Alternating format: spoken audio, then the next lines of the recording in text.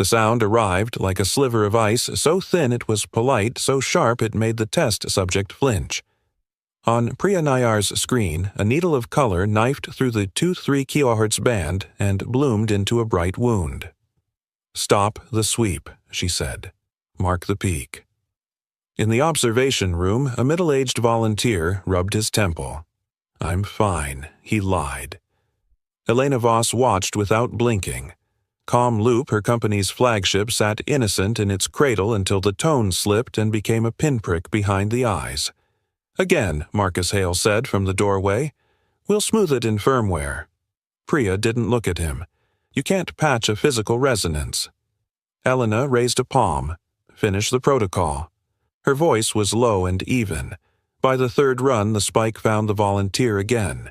Priya ended the session, filed the adverse event report, and stepped into the hall where printers spit graphs like snow. On Elena's phone messages stacked the comms director asking for language just in case a board member who'd heard chatter a journalist off the record. The company's name trended next to headache. Marcus tapped menus that didn't need him. Boost the noise floor mask, the band problem hidden. Priya pivoted the monitor so the thin mountain was all anyone could see. "Hide it here, and it moves there. It's geometry." Elena glanced at the clock. 9 a.m., internal demo, she said. 3 options, firmware mitigation, enclosure revision, and a third path I don't see yet. No leaks? Marcus smirked. "There is no third path." "Then we'll invent one," Elena said, ending the meeting. Night replaced day 1 badge at a time. Buildings changed their sound after hours, fewer shoes, more ducks, a deeper whisper. Evan Reed slid a mop along the lab corridor and let the place talk. He never wore earbuds inside Oralis. He was 3 doors from the acoustic suite when he heard it. Not the spike itself, which the gear had bullied into silence, but a cousin of it, the shimmer left after a string stops. He paused. The wheels of his cart hummed in sympathy. He set the brake and reached for a canister of powdered cleanser. No one had ever asked why he sometimes dusted the floor before mopping. He had never explained. He sifted a faint ribbon across a tile, then rapped his knuckles on the aluminum door of the test room. The powder trembled, not uniformly, but gathering into 2 pale islands with a saddle of stillness between them. He watched until the tremor settled. Most people saw dust. He saw a map. From the side pocket, he pulled a notebook, creased clean, and drew a rectangle, a narrow waist, 2 mirrored curves. The world called them F-holes because they looked like a letter. He drew them because they turned shriek into song. A badge beeped down the hall. He swept the powder into the pan and pushed on a quiet man doing a quiet job. Elena rode the elevator alone. Between floors, she let her jaw go slack and her tongue touch the roof of her mouth, the old trick for escaping a noise that wanted to live inside the skull.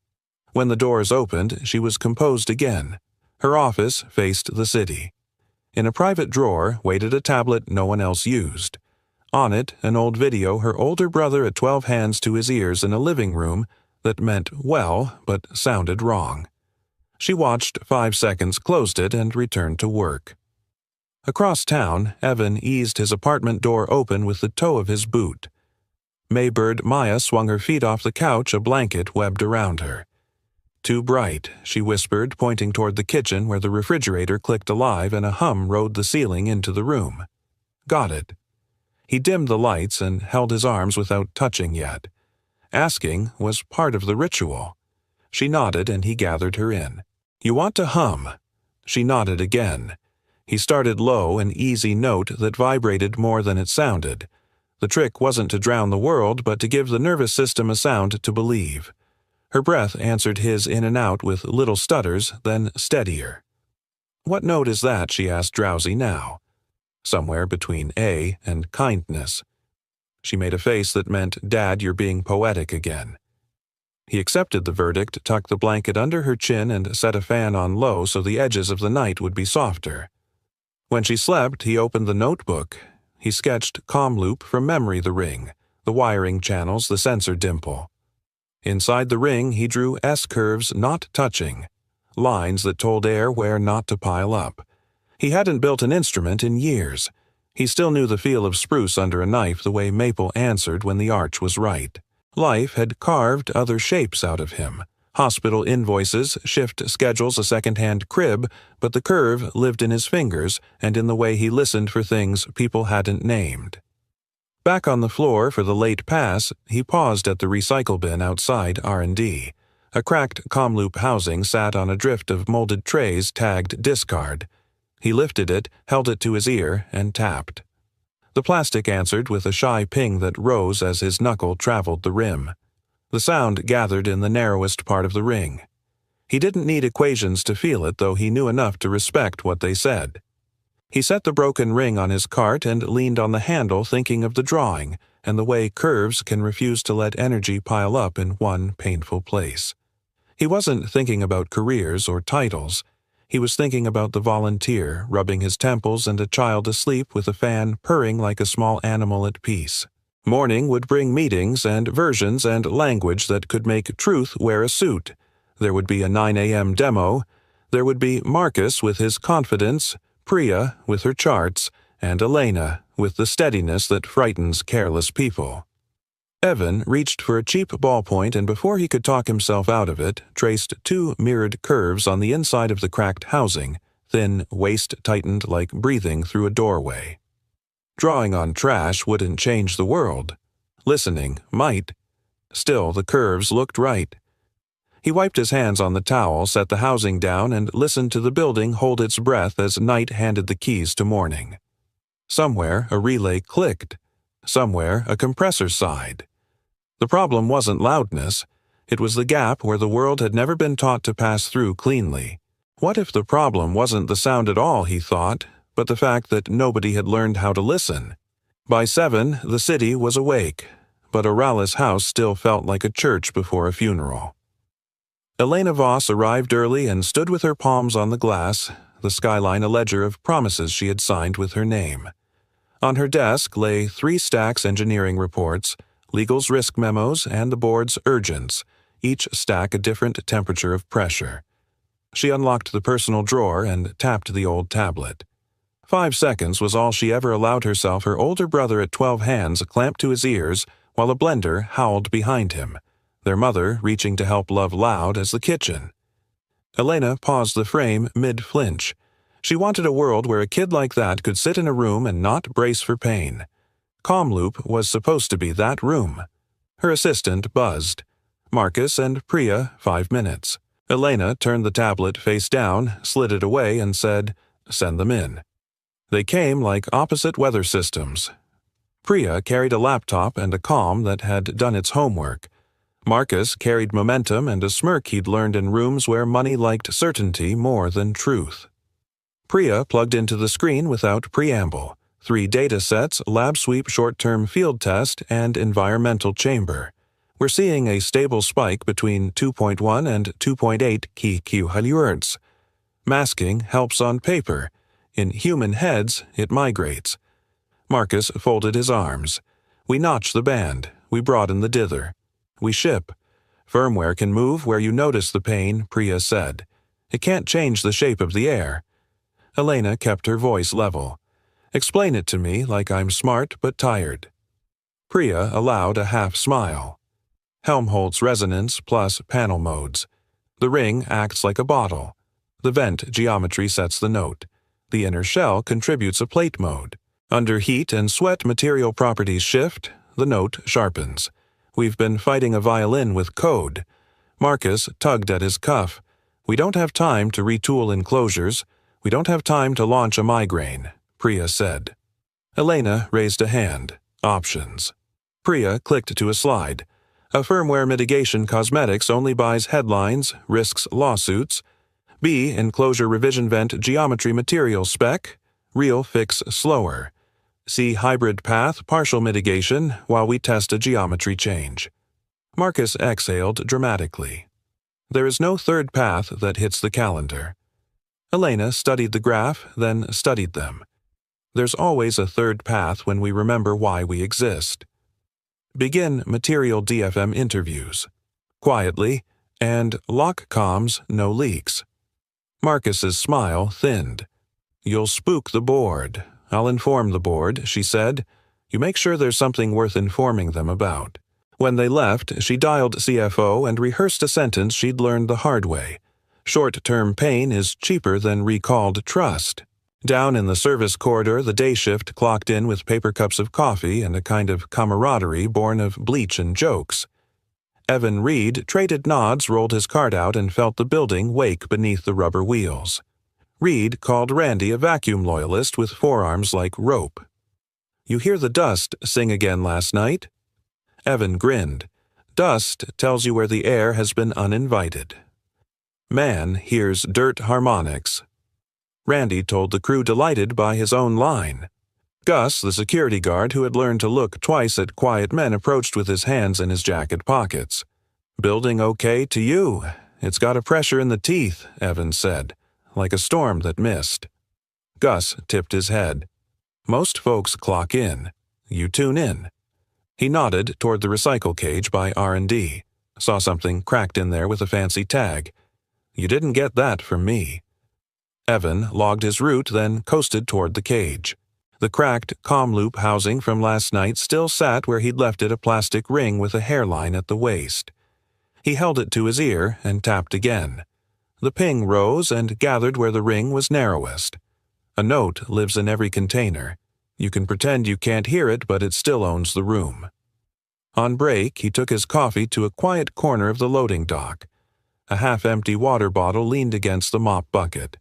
He pulled out the cap, punched a hole with his key, and cut a straw at an angle. A breath across the mouth of the bottle made a low, hollow tone.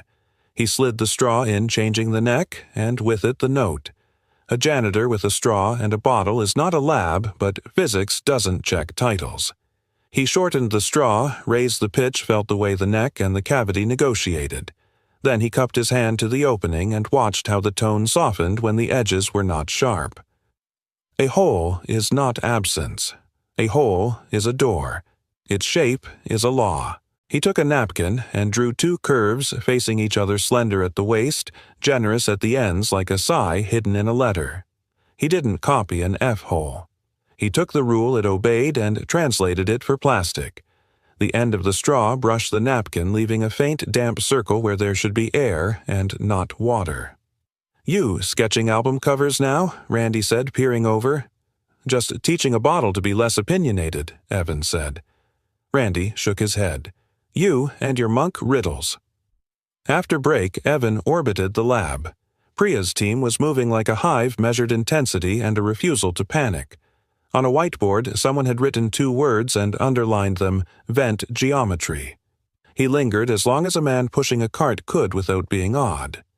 Priya came out for a breath and saw him leaning on the handle, not pretending to do more than he was allowed.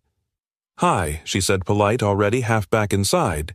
"Ms. Nayar," he said, "you ever sprinkle something that'll show you how the surface is complaining?" She blinked as if he'd asked if she believed in omens, then considered. "We use talc sometimes for vibration modes. Why baking soda works. Cleans after." She weighed the answer. "Thanks." The door side closed. Evan rolled on, added a box of baking soda to his cart, and whistled a four-note pattern to see if the hallway whistled back. It did in the vent above the copy room, a little flutter like a bird trapped in a pipe.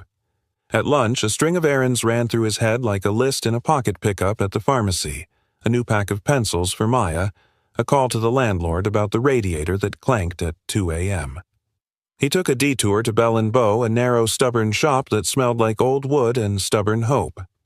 Mr. Bell gave him a nod that meant you can borrow the bench, you put it back better than you found it. Evan didn't touch the good tools. He just stood a minute in the smell of maple and glue, let his breathing match whatever century that smell came from, and traced the napkin curves onto the back of a receipt. When you draw a line enough times, the line starts drawing you. "Still not taking commissions?" Mr. Bell asked from behind a stack of cases. "Still on night floors," Evan said. "Floors are honest," Mr. Bell said. "So are violins. Companies less so." Evan tucked the receipt into his notebook. "Sometimes floors sing. Sometimes they scream. Then teach them to sing," Mr. Bell said, as if he were handing over the morale of a story. Back at Oralis, Elena took the long way to the lab and found Priya outside a test chamber with her hands on her hips, the stance of a person braced by math and stubbornness. "Tell me what you need to solve," this Elena said. "Time," Priya said. "A tolerance stack that isn't a fairy tale. And permission to say the word retool without getting a calendar thrown at me." "You have all three," Elena said, quietly. Priya hesitated. "Legal will ask why we didn't catch this earlier." "Because we were measuring the wrong thing first," Elena said. "We were measuring what looked good on a slide. We weren't measuring people's foreheads." Priya nodded, oddly heartened. "I'll keep you posted." Marcus intercepted Elena by the elevator, eyes bright with urgency that had nothing to do with care. "We're hemorrhaging reputation. I've got agencies lined up to move the narrative. On record, we say minor tuning. Off record, we seed the idea that the test subject was dehydrated." Elena stepped into the elevator and pressed her floor. "If we can't tell the truth small, we'll never tell it big. Fix the product, not the story." When the doors closed, Marcus stared at his reflection in the metal, then fished his phone from his pocket and typed with a thumb that had learned how to make emails sound inevitable.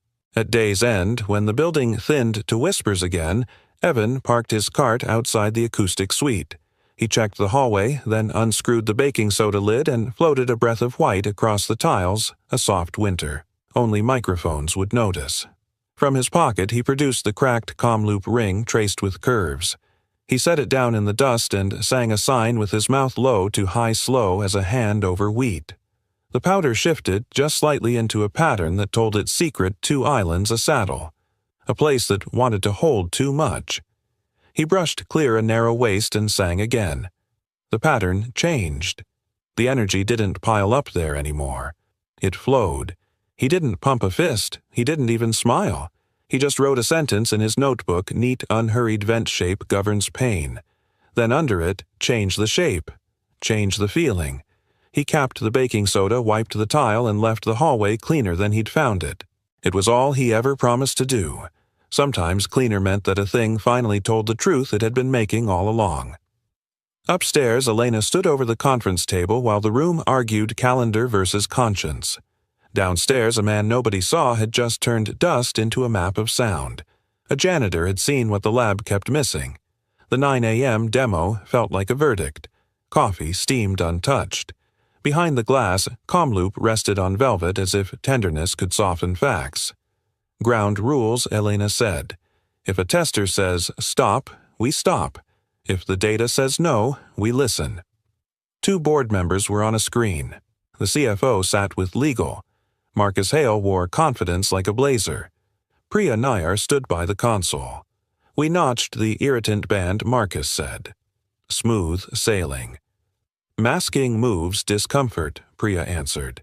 "It doesn't erase it." The technician began baseline ambient sweep placement. The volunteer breathed in and out, brave in the way ordinary people are when they agree to help. At first the plots behaved. Then the chamber warmed 5 degrees, the temperature of a summer bus.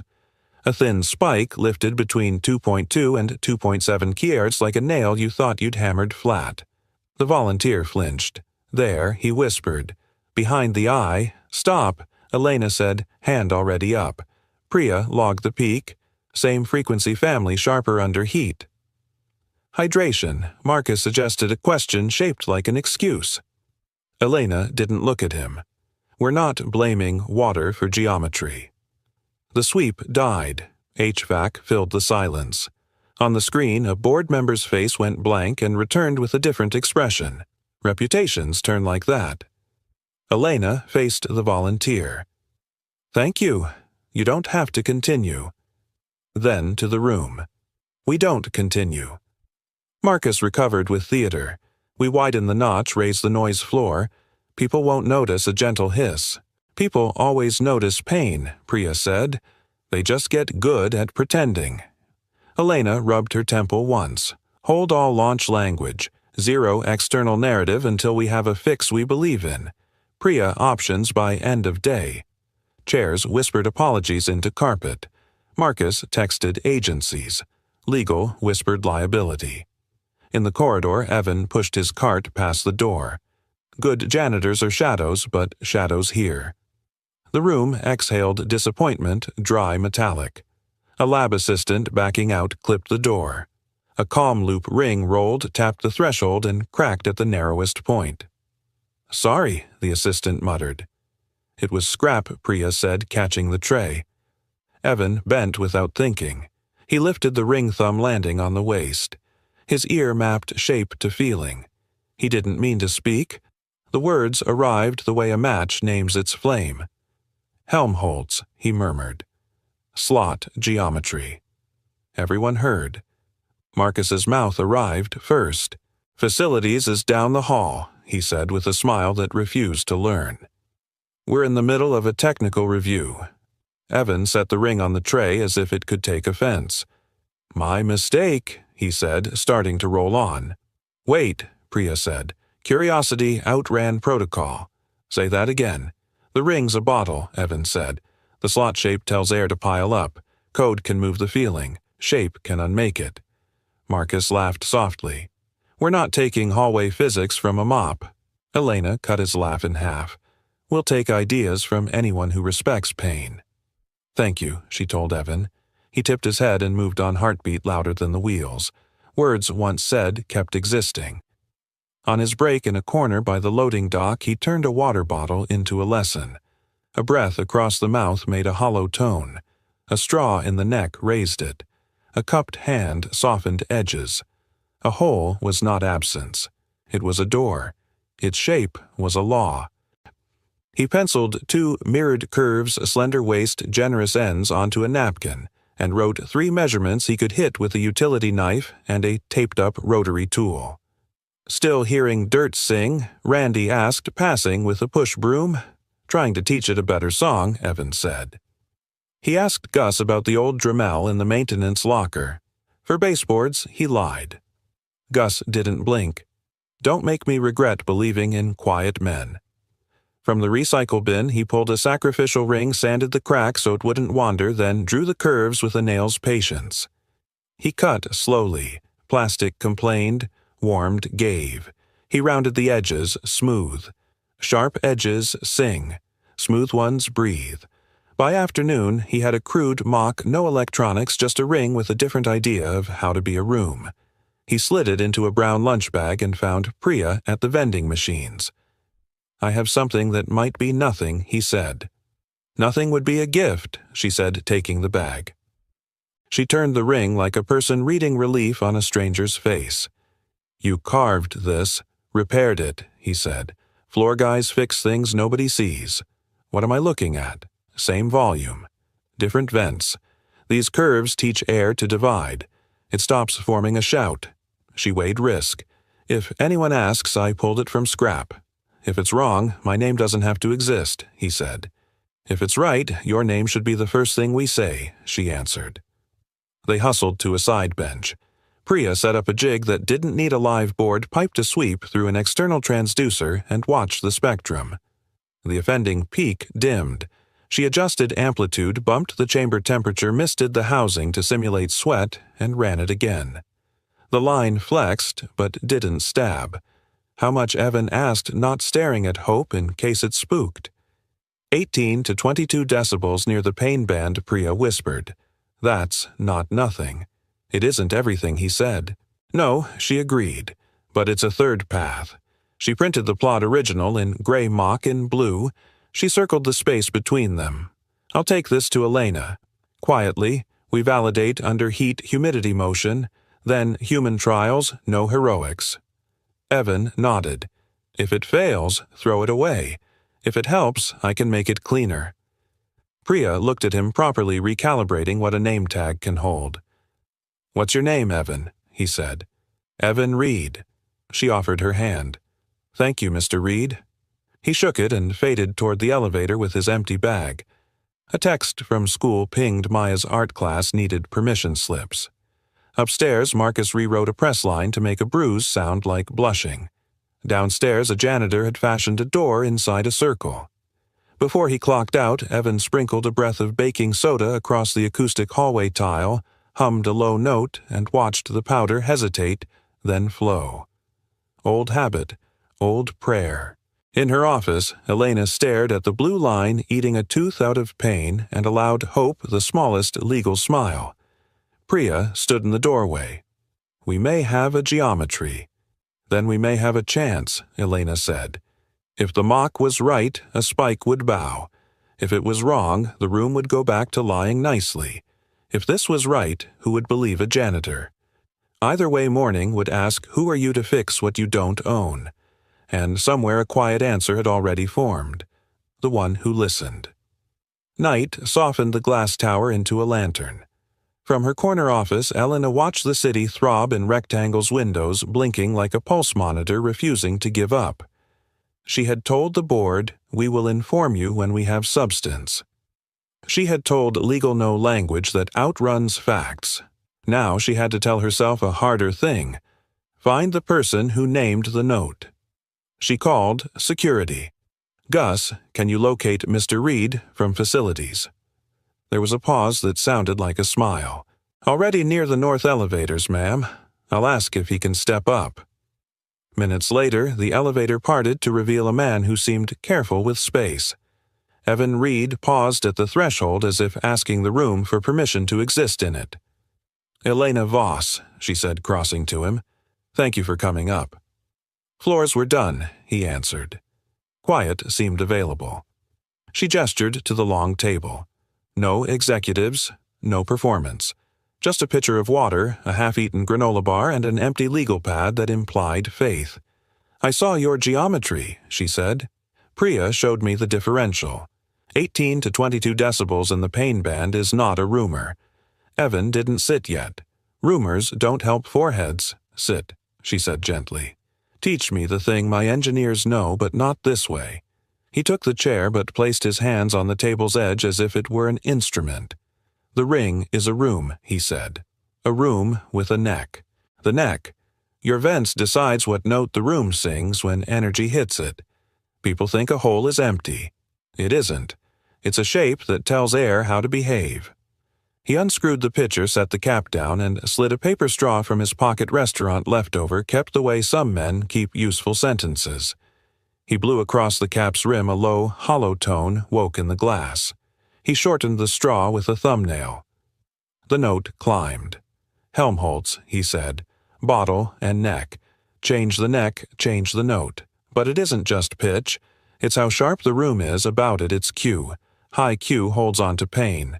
Curves lower it. They spread the stubbornness." Elena leaned in. Curves that look like letters on a violin. Not because of the letter, he said. Because the letter obeyed the air. He drew 2 mirrored S-curves on the legal pad, slender at the waist, generous at the ends. Then he rounded the edges with his finger. Sharp edges sing. Smooth ones breathe. He glanced up, ready to be told he had wandered into a cathedral not built for him. Elena only asked the question she owed the people who would wear the device. What happens when sweat and July get involved? The wrong foam turns a vent into a cork, he said without heat. Even the right foam, if the geometry is tight, can shift with heat and change the note.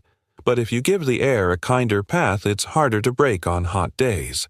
She nodded once. We will test that sentence until it begs for mercy. They worked at the table as if possibility were a patient on oxygen. Elena sketched timelines with blocks, not bullets. Replicate in controlled heat or humidity. Validate with external transducers. Human comfort check with medical oversight. Vendor call materials only, no design details until we lock IP. Evan penciled dimensions under the curves human handwriting meeting corporate templates in a detente that felt like purpose. I want to be clear, Elena said finally. If this holds your name, belongs on the work. Someone like you gets erased every time a headline needs a clean hero. Evan's jaw worked once. He studied the window, then the cheap paper straw. Make the pain stop. Make the apology unnecessary. If there's credit later, share it with the folks who don't get let into this room. The night crew keeps the lights from lying. Mr. Reed, Evan is fine, he said. Evan, she tried his name. I don't trade in erasure. If we use your idea, we will say so. Not as charity, as truth. He let the sentence sit with them. Then he offered his terms small and absolute. I have a daughter. She's 8. Nights are our safe time.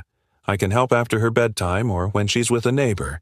Don't make me choose between the work and the person I'm pretending to do it for. Elena did not hesitate. We will schedule around her life. Pain doesn't negotiate with ego, and neither does love. He finally smiled, brief and surprised, as if a coin he'd given up finding had turned up in a jacket pocket. Then I can help. In the lab. Quietly, under Priya's badge. No keys I don't need. She typed an email to Priya and copied Gus after-hours access for Evan Reed under R&D supervision. Facilities consult on enclosure geometry. Overtime authorized, no external comms. She sent it and looked up at him. Welcome to the third path. The elevator chimed in the corridor. A child's small whoop bounced off marble and arrived at the door like a bright ball. Gus appeared with a girl holding a paper grocery bag decorated in marker stars. Sorry to interrupt, Gus said. Sitter canceled. I said I'd bring Maya up instead of making Dad race the block twice. Maya hung back at the threshold, one hand on the door jamb, eyes scanning for angles that hurt. Elevator dings can be knives stretched thin. Elena felt her own body change temperature, the old video in the drawer flickering like a lighthouse she couldn't talk about. Hi, Maya, Elena said softly, lowering into the child's line of sight rather than expecting the child to climb. I'm Elena. Your dad is teaching me about doors that are really shapes. Maya didn't answer. Her gaze landed on the pitcher and the straw. Loud, she whispered, pointing at the elevator indicator that pinged again. Evan moved without drama, standing slightly between his daughter and the bell, not blocking her view, only giving her nervous system a fence to lean on. Want to hum, Maya nodded barely. Elena watched father and daughter choose a note. It started as breath. It became a sound two people could agree on. The elevator dinged again, but the note held like a hand. What note is that? Elena asked when Maya's shoulders dropped a centimeter. Somewhere between A and OK, Maya said, and smiled because she'd stolen her father's line. Good ear, Elena said, meaning it. Maya pointed at the legal pad where the curves lived. Looks like a secret smile. It teaches the air to be nicer, Evan said. Can you teach the elevator? She asked solemn.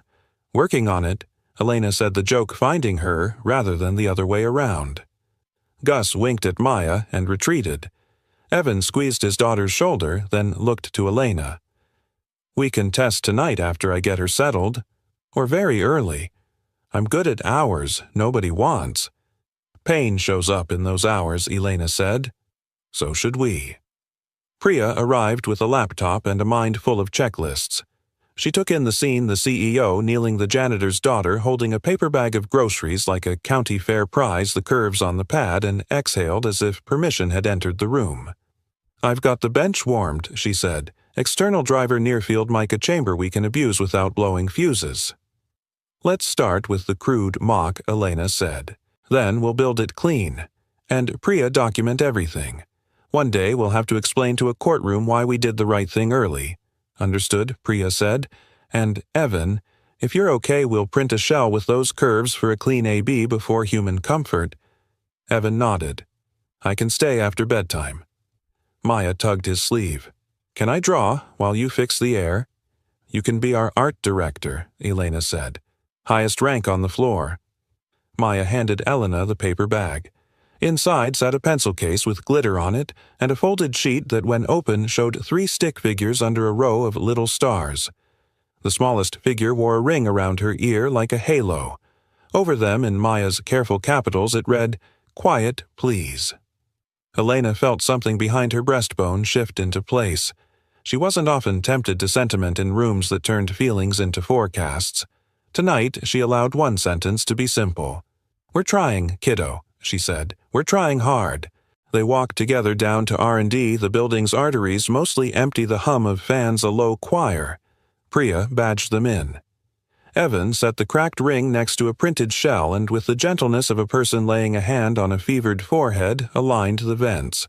Priya dimmed the lights a notch. Let's see if the room can learn a kinder note. The first sweep whispered through the rig. The plot began to draw itself like a seismograph learning to trust the ground. The gray line rose where pain had loved to live. The blue line bowed like respect. Elena didn't clap. She didn't cheer. She turned to the window that showed only their reflections and said to no one and to everyone, "We have a path." Evan added the part that keeps truth from getting lazy, if we dare to take it. By morning, the lab learned to move like a careful choir. Priya drew a big rectangle on the whiteboard and wrote 0.8 inside it, an aspiration more than aversion. "Let's teach the plastic to be generous," she said, tapping the word vents. "And let's help heat go somewhere that isn't the pain band." Evan stood beside a tray of newborn shells. The latest print wore paired S-curves at the vents, their waists slim, their edges eased as if breath itself had sanded them. He ran a finger along the rim. "A hole is a promise," he said. "You owe it a way out." They shaved the lips with emery cloth until the vents felt like river stones. Priya held up a square of woven copper mesh the color of a penny rubbed warm. "Passive thermal spreader," she said. "No fans, no firmware, just somewhere for heat to stop being a bully." They nested the mesh beneath the microvents, not blocking them, letting it wick warmth into surface area instead of letting it camp in a tight corner and sharpen the note. They misted the housing, heated it in the chamber, and ran the sweep. On the monitor, the old gray spike still rose like a tooth. The new blue line bent its knee. Q down by a third, Priya reported the kind of excitement that doesn't need volume. Peak attenuation, 19 dB near the sensitive band.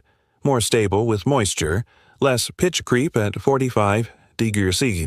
Evan didn't cheer. He breathed. "If it's generous in here," he said, patting the rig. "It should be kinder where life sweats." "Stress next," Priya said. 2 hours at temperature, then shaker 1G, then motion artifact. We don't deserve people's heads until we deserve their trust. They worked a rhythm print sandmesh test note repeat. The curve obeyed more often. The note lost its needle. When a print warped, Evan adjusted the curve by a hair. When the copper edge snagged, he crimped it flat with a pair of old needle-nosed pliers that had lived in his cart longer than most executives lasted in their chairs. At noon, Elena came down with her notepad of boxes instead of bullets. She didn't interrupt. She watched the blue line bow and exhaled a sentence that sounded like policy written in piano. "If this holds, we owe the world a quieter room." Quieter was a word Evan trusted. "Kinder," he said, and Priya nodded, because kinder is what quieter is for. The afternoon found Elena in a narrow grocery store on the edge of a neighborhood that still knew the names of cashiers. She was there for yogurt and mercy, a grace she paid for by standing in a line like everyone else. 3 aisles over a small sound cut the air. Not a scream, sharper an animal's flicker of panic as light noise and refrigeration hummed at once. Maya stood beside a pyramid of oranges with her hands shelling the air near her ears. Her eyes were open too wide. Her chest forgot how to count. Evan crouched in front of her, not touching yet his face a map of every exit a father thinks through when there are eyes and opinions. Elena drifted closer, leaving her cart, trimming her presence down to a whisper.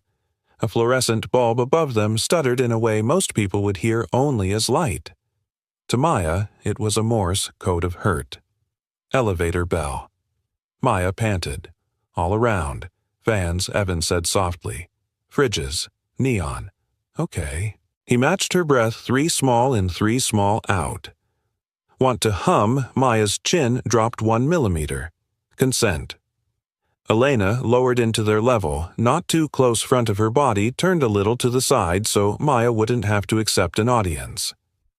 "Can I help? Hold the note." She asked, not as a CEO, not as a person with any authority except the kind you earn by asking first. Maya looked at her father, not the stranger. He gave a tiny nod. "Shared notes are bigger," he whispered.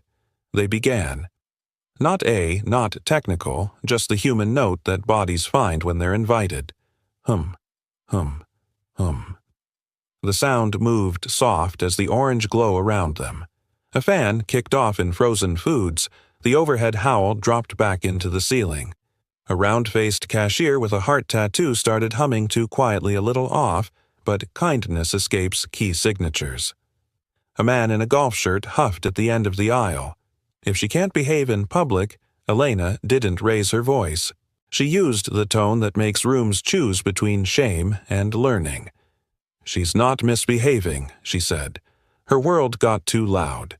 We're giving her a hand back to herself."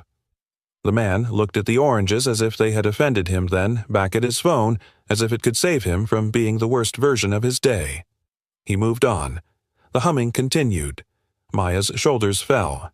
Her mouth found a smaller smile, the kind that means, okay, not happy, which is all right.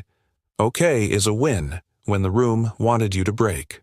"Thank you," Evan said to Elena when the aisle remembered how to be a place for milk and bread. He didn't dress the thanks up. He made it plain. Most people talk louder when it hurts. Louder is often the enemy of better, Elena said. It came out like something she should have told herself years ago. Maya tugged her sleeve. "You helped the elevator," she said. Elena pretended to weigh it. "Maybe the elevator helped me." Maya handed her an orange as if charity could be citrus. Elena took it like an oath and put it in her basket. In the late afternoon, the day lifted a little. Evan stopped by Bell & Bow with a paper bag of screws because Mr. Bell sometimes needed things he forgot to order. A girl and her father stood near the counter holding a violin with a split seam along the lower bout. The girl had the posture of a person who had learned to apologize for taking up frequencies.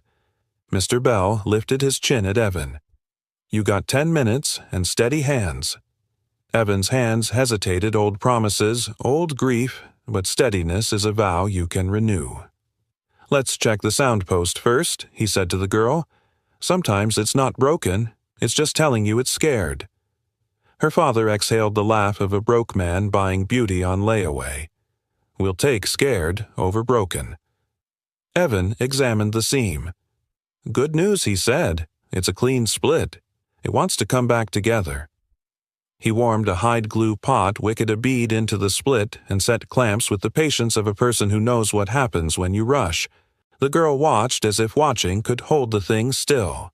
Evan brushed away a dot of squeeze-out with a damp cloth and told the story of a violin that learned to sing softer in a room with a hard ceiling. The bell over the door chimed. Elena stepped in a jar of screws held like an alibi. "These yours, Mr. Bell." "Our front desk sent them by mistake." Mr. Bell snorted. "Everything here is mine when it's useful." Elena took in the scene without stepping on it.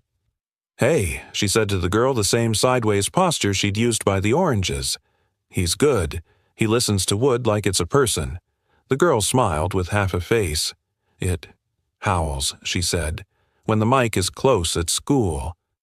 Elena's mouth went quiet for a beat, then chose honesty over polish. "My brother loved music," she said. "He hated the howl. Microphones can turn rooms into sirens if you place them wrong." It wasn't him. It was the room shouting. The father swallowed. "How do you make a room shut up?" "You don't," Evan said, eyes on the clamp voice for both of them. "You teach it where to let sound go." Elena watched him file a whisper off a clamp foot so it wouldn't bruise the maple. "We can't shout our way past a howl," she said. "We have to tune it." Mr. Bell looked from one to the other, then to the mesh-skinned comm-loop shell peeking out of Evan's bag. "You two look like you've been tuning something besides wood." "Trying," Evan said. "Good," Mr. Bell replied. "Wood listens when you do. So do rooms. So do people if you're lucky." They left the violin sleeping under clamps. The girl chose a cheap bow with decent hair. Mr. Bell slipped in a better rosin because capitalism can make room for mercy in small places. Outside on the sidewalk, Elena handed Evan the screw jar. "Thank you for letting me help her name the noise," she said. "You helped her name the room he answered. That's harder." They walked in the direction of the tower without planning to. The city had cooled to that soft hour when streetlights think about it. Elena's phone buzzed a photo from Priya 0.8, scrawled on a lab whiteboard with a thumb-up drawn like a child's. Attached a plot where gray still stabbed and blue bowed. Thermal pass. Moisture pass. Shaker Pass. Priya's caption. Graphs finally look like an apology. Elena tilted the screen toward Evan. He chuckled, brief and bright. Pretty, he said. Then after a beat, the sentence that kept them from premature victory, pretty isn't real. Not yet, Elena agreed. Tomorrow, we take it into a room that doesn't care about us. Rooms rarely do, he said, half a smile, no bitterness. They reached the corner where paths parted. She gestured with the screw jar as if giving him back something he'd never asked for. We'll see you tonight. After Maya's bedtime, he said. The world is kinder when it's drowsy. She nodded. Sometimes kinder is all we can afford. Sometimes it's enough. He crossed toward the bus stop. She turned toward the tower, the orange from the store heavy in her bag like a promise rolling toward its season. Back in the lab, Priya wrote 0.8 on the device log and underlined it twice. She looked around the quiet room full of measured success and whispered to no one, to the copper, to the curves, to every forehead that had ever clenched because a room forgot how to behave. May this hold. The monitors kept their good manners. The data blessed the day. The graphs looked good. What about the world outside? They called it an internal demo, but the room held the electricity of a verdict. Cam Loop U.8 gleamed under the rig like a ring that had finally learned good manners. Elena stood behind Priya at the console. Marcus hovered with a smile so polished it squeaked. 2 board members watched from a screen. Legal sat in the back row pen ready to underline danger. Priya spoke like a pilot before takeoff. Protocol ambient sweep thermal step moisture mist motion artifact. Same subject as yesterday. If they say, stop, we stop. The volunteer nodded. If this helps somebody else, I'm good. Helps you first, Elena said. Then we talk about the world. The sweep began. The speakers exhaled a thin ribbon of sound that could have drawn blood the day before. Today, the line on the spectrum rose, hesitated, and miracle of geometry refused to sharpen. That bright, cruel tooth they had learned to dread bent its knee. Priya's hands hovered over the keys, not touching success. She cued the heater, 5 degrees 10. Moisture kissed the housing. A glisten beaded around the vents. The blue trace smoothed like water remembering its bank. Report, Elena said steady, even when her ribs wanted to applaud. Peak attenuation near 2.4 kHz. Priya glanced at the rolling numbers, let herself say it. 21 dB. Q factor down by 1/3. Less pitch creep at temperature. Motion artifact within tolerance. The room exhaled. The volunteer smiled with his whole forehead. Feels like quiet with the edges sanded, he said. Marcus clapped once, the kind of clap that invites a camera. We did it, he announced to the air, to the board, to his own reflection in the glass. Firmware plus enclosure harmonization. Firmware followed, Priya said, without heat. Geometry led. Elena put a hand to the table and pressed as if testing whether it would hold the weight of relief. Call this a provisional pass, she said. We still owe long soaks, high heat, high humidity, extended wear.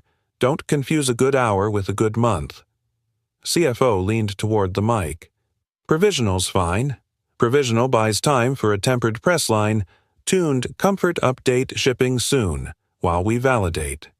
Legal added document every step. No absolute claims. On the screen, a director asked the question that smells like champagne. If the numbers keep looking like that, are we still on track for pilot kits? Elena measured her answer. We can serialize a small batch for supervised field trials. No retail release. No soft launch. No hero headlines. We say what's true, we change the shape of the air, and it changed the feeling. Poetic Marcus said brightly, already composing a tagline in his head. Honest, Elena corrected. When the session ended, the applause was the quiet kind, the kind decent people make when they know applause is not the point. Priya printed the plot's gray line with its old blade blue line with its bowed humility. She taped them to the lab wall like a prayer.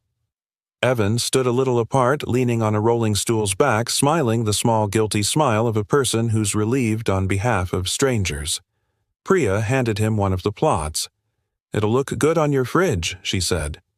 He studied the lines as if they were faces at a bus stop. "Pretty," he said. "Let's help the world deserve it." Elena caught his eye and touched 2 fingers to her temple, the smallest salute to the citizen who had listened first. By dusk, the tower was a lantern again. Work emptied into silence that made the hum of the city feel like an honest heartbeat. Elena texted a single word to Evan and received outside in return. She rode the elevator up, stepped into wind and glass, and found him on the balcony where the city opens its throat. They stood at the rail and let the grid breathe around them. There are conversations you can only have where air moves. She spoke first because leaders spend their lives going first into rooms that may not forgive them.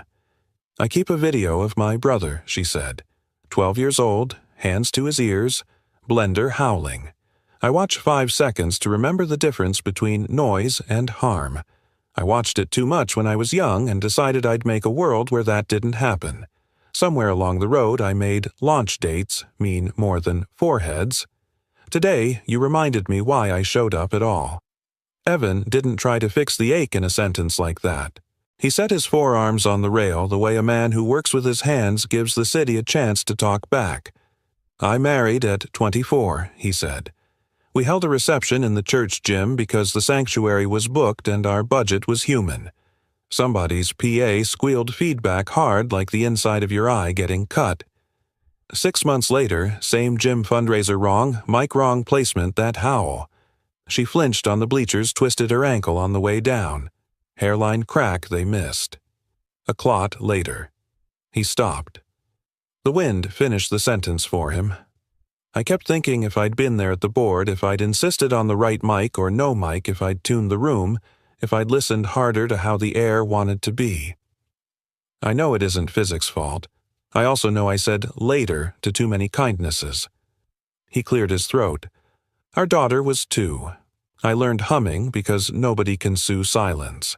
Elena turned her face into the wind a fraction so he wouldn't have to watch a CEO look human. "You didn't cause the room to be cruel. I didn't make it gentle either," he said. "Now I try." They were quiet, and the quiet was not emptiness. Below them, car lights braided and unbraided. Above them, a plane smoothed its way through a cold slice of sky. "I'll tell you something I only admit to accountants and mirrors," she said. "The board doesn't scare me. Shame does. The kind that shows up when a mother says our device gave her a headache and she thought she was weak. That's a kind of violence, too.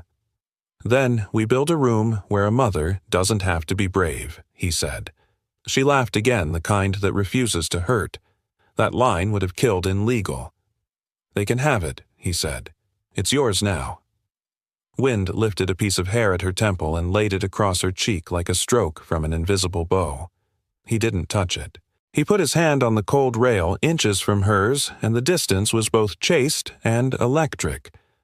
"I don't get to want things like a teenager," she said, eyes still on the city. "I have a company to steady. You have a child who deserves a father whose first vows are intact. Also, power is a bad drunk. I won't let it into the room. I hear all that he said. I also hear the note under it." She turned then, not fast, not dramatic, just the kind of turn that confesses there's a human being inside the job. For a breath, they were 2 people learning the same chord. His eyes did not ask permission from her mouth. Her mouth did not offer permission her life couldn't sustain. They stood very close and did not kiss. Respect is louder than appetite when you tune it right. "Someday," she said, which was not a promise and not a lie. "When the room is ready," he said. They both smiled at the same joke that rooms need tuning. Her phone buzzed. "Priya Long, Soaks scheduled. 12:00 at 45° C, 70% RH, overnight. Will report." Elena typed back, "Bless you," and meant it in the secular exhausted way people who've been spared for one more day mean it. "Provisional pass," she said. The most honest 2 words we have. Provisional is how life keeps from pretending, he said. They lingered a minute more in the clean wind, then stepped back from the rail as if stepping back from a ledge they knew they could trust. On a different floor in a conference room where optimism tasted like catering, Marcus met with operations in a whisper made of calendars. He showed the plots, smiled at the words "provisional pass," and slid a printout of a bill of materials across the table. "We're greenlighting a small pilot," he said. "I need foam inserts for the inner ring, same dimensions PX17E instead of PX21. Equivalent durometer. Cheaper, faster. Vendor can ship by Friday." Ops frowned. PX17E softens above 40. Expansion variants under humidities. Not great. Spec sheet passes within tolerance, Marcus said, which is a sentence that has bought more graves than anyone will admit.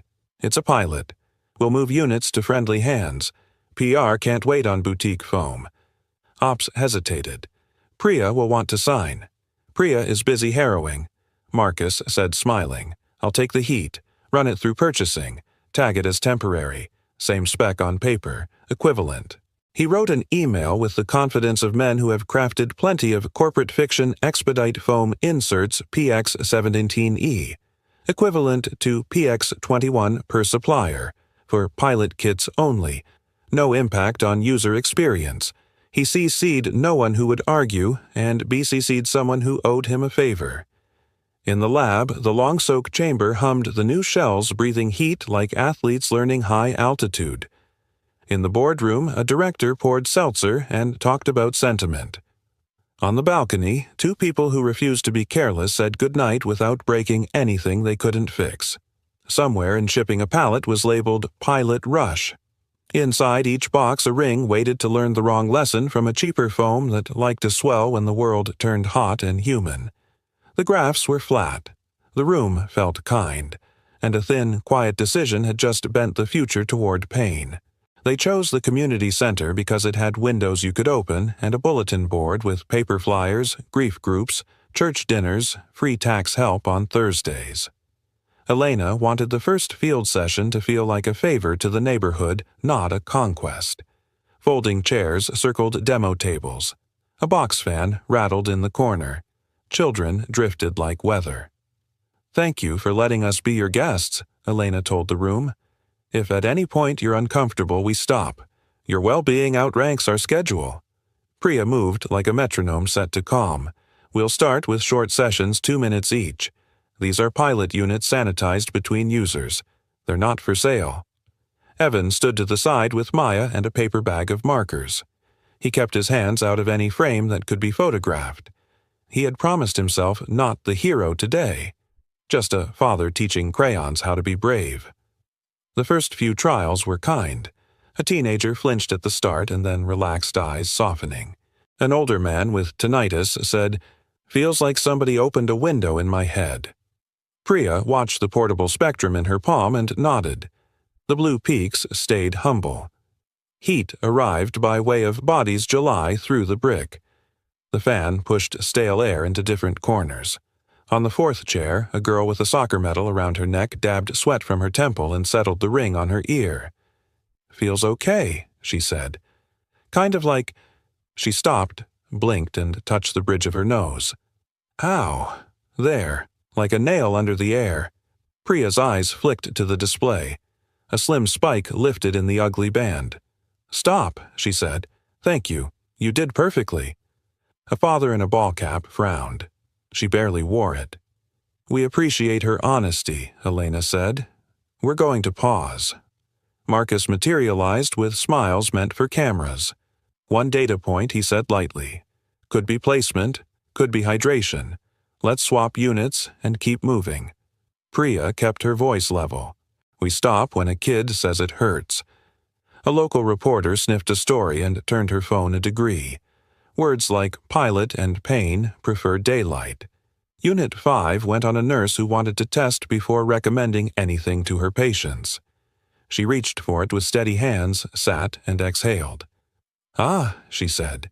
The word boomed too fast into an the flinch in the eye at exactly 2.4 kHz. "Off," Priya said. They're already lifting." The reporter stepped closer. "Is this the same device you demoed to investors?" "These are pilot units," Elena said. "We're here to learn." "What exactly are you learning?" the reporter asked. "That 2 good hours in a lab don't excuse 1 bad minute in a gym," Elena said. because truth can still be crafted without being bent. Sweat darkened shirts. The box fan developed a stutter. Priya checked housings with gloved fingers, eyes narrowing. Something felt plugged. She reached into her kit, pulled out a chemical hand warmer, cracked it to life, and wrapped it in a thin cloth. Consent for a materials test. She asked the nurse, who nodded, curious and game. Priya pressed the warm pack against the ring's inner rim and misted the vents with a fine saline spray the body made into a bottle. "Run it on the bench," she told her assistant. The portable spectrum wavered, then grew a mean little tooth. Priya looked at the vents under a loupe. The microvents didn't look wrong. They looked narrower the edges. Swollen, as if a rim inside had softened and nudged inward. Foam where foam should behave. Elena Priya said quietly, "We need to call it. Something in the pilot batch is choking the vents under heat." Before Elena could raise her hand to stop the event, Marcus raised his voice to call it safe. "Minor placement issue," he said to the room. "We'll recalibrate and continue." A mother who had once been told to calm down found a spine made of steel. "My daughter's pain is not a calibration," she said. Cameras turned, sentences calcified. Marcus pivoted quick as a man used to saving the version of the truth that paid his mortgage. "We've been very transparent," he said. "We did discover some unauthorized modifications in early prototypes." Elena's head snapped. "Marcus." He pressed on eyes, already selecting a villain. "One of our facility's contractors has been carving housings off-book. We're auditing every unit." Priya's mouth flattened. The carved units performed better. But Marcus had found the opening a PR man can make bigger. He nodded at security. "If facilities is here, please escort them out until we complete an internal review." Two guards in event polos glanced at each other, waiting for a signal that felt less like spin and more like law. Marcus gave them his smile. Just standard procedure. Badge suspension pending audit. Gus wasn't on the event roster. He had driven across town on his own time because his gut liked to sit where trouble planned to be. He stepped out from the wall and shook his head a fraction, but the guards were already moving. "Mr. Reed," one said, hands open, not unkind. Evan had been kneeling with Maya, who was sketching a stick figure with a ring and a speech bubble that said, "Okay." He stood the way a man does who knows being gentle is also being strong. "He's not facilities today," Gus said. "He's a dad." "Sir, we need your badge," the guard said, apologetic eyes skittering to the phone cameras. "Temporary. Until the audit." Evan looked at Elena, not for rescue. He didn't believe in crowns, but for the kind of truth that needs two throats to say it loud enough. Their eyes met across the noise. Board calls were already vibrating in Elena's pocket. Legal had texted say nothing. Maya gripped her father's hand. "Why are they mad at you?" He knelt. "Some people think the mess belongs to the person who cleaned the room," he said softly. "It doesn't, but it's easier than admitting the room was badly built." "Tell them," she said. "Not while you're standing in it," he whispered. "I won't argue where a child is hurting." He stood and took his badge off. It was a plastic rectangle with a photo in which he'd forgotten to pretend he liked being photographed. He handed it over. The camera phones drank the moment dry. The reporter saw a headline form, "Janitor stripped of access as company faces new questions." Her thumbs hopped. Elena Priya said under her breath, "We have to stop the session, pull every pilot, and read the bomb on those units now." Elena raised both palms. "We're ending early. Thank you for your time and trust. If anyone felt discomfort, we'd like to speak with you privately. We're taking these units back to the lab."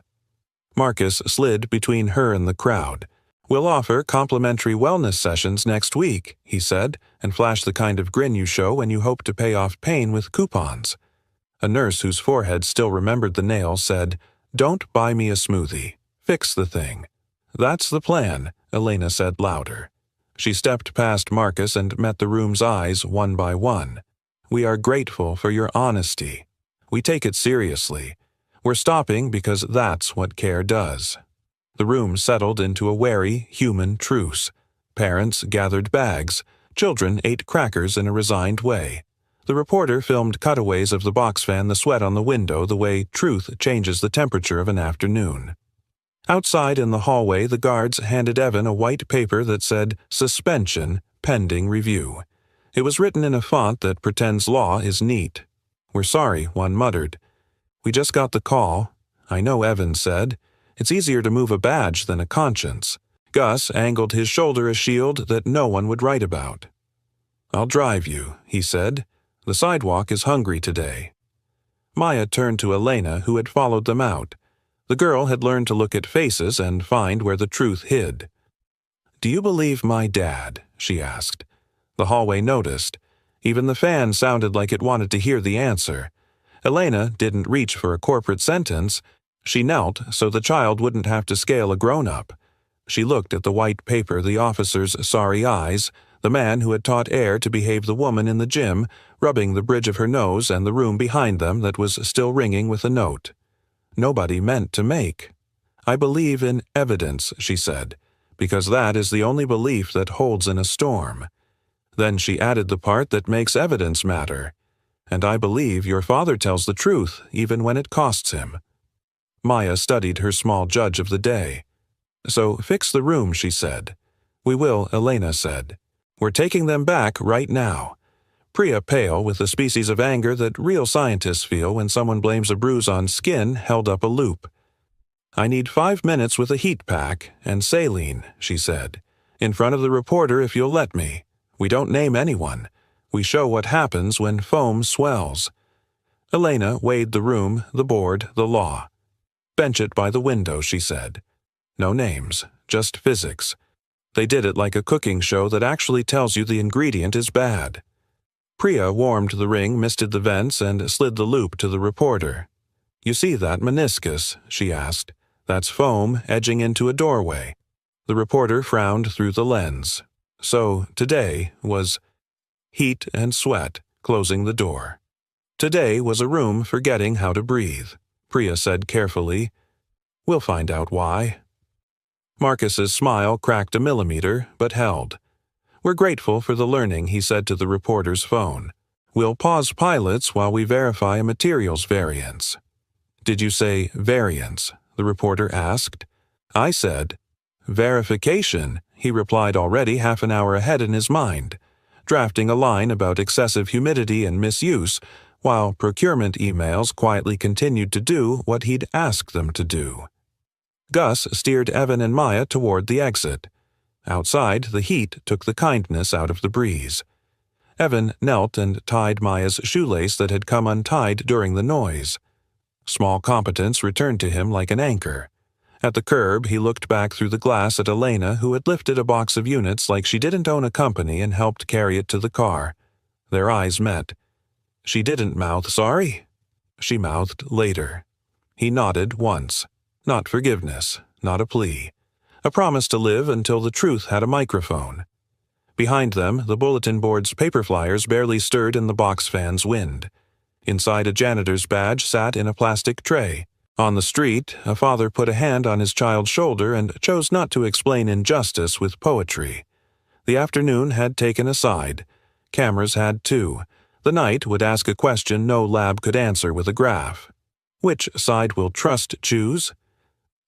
The workshop behind Evan's apartment smelled like maple solder and honest fatigue. He had stacked 2 moving boxes by the door, one labeled Tools, in block letters, the other Maya's School in a child's careful hand. Bus schedules lay open under a magnet on a sheet metal cabinet roots ribboning toward towns with quieter headlines. Maya colored under the lamp tongue peeking out the way it did when she tried to stay inside the lines. "Are we moving tonight?" she asked without looking up. "Not tonight," Evan said. "I'm only packing the things that know how to travel. Do violins know how to travel?" "They were born on boats." She nodded, like that settled something deep. Out at Oralis, the building wore the exhausted light of a hospital at shift change. In the security booth, Gus scrolled dock receipts on an old monitor that should have been replaced by now and hadn't been, because Gus knew how to make old things tell the truth. He rewound the camera to the morning the pilot rush pallet came in. Frame by frame, he watched labels he had been told not to notice. He printed the cold room log and the receiving slip, PX17E foam, not the spec'd PX21, and the timestamp that said E0718. The email authorizing the swap forwarded to procurement at 0612 claimed to be from the night before. Gus frowned. Night packs its own timestamp. This smelled like send later. He slid the printouts into a manila envelope, wrote for Evan on it, in block letters like a soldier mailing home, and put on his cap. On the 20th floor, Elena carried a crate of pilot units into the lab herself. No chain of command excuses, she told Priya. Only chain of custody. Priya was already at a bench with a warm pack and a mister misting a unit and watching the vents with a loupe. The foam's blooming when it's hot, she said. Not a lot, enough to turn a doorway into a bottleneck. Elena called compliance. I need purchasing IT and legal. Images of the PO, the invoice, and any routing emails. Audit version history, no deletions, no drafts lost. Lock accounts like they're evidence because they are. Within an hour, she had a stack of papers that felt like a small snowstorm. The BOM still listed PX21. The invoice said PX17E. Procurement's internal note read, equivalent per CTO pilot only. The forwarding message authorizing the swap wore last night's date, but IT's journal showed a delayed send from the morning 5 minutes before the dock time. Elena stared at the contradiction until it stopped being surprising. She put the stack in a folder labeled Facts in her own sharp script and closed it like a book you don't want to finish. Then she took the elevator down, passed through the booth where Gus held out the envelope and said the sentence that separates cosmetic leaders from real ones. If we fix this, it will be because you chose to notice. Noticers Union, Gus said. Lifetime membership. He tapped the flap. He'll listen.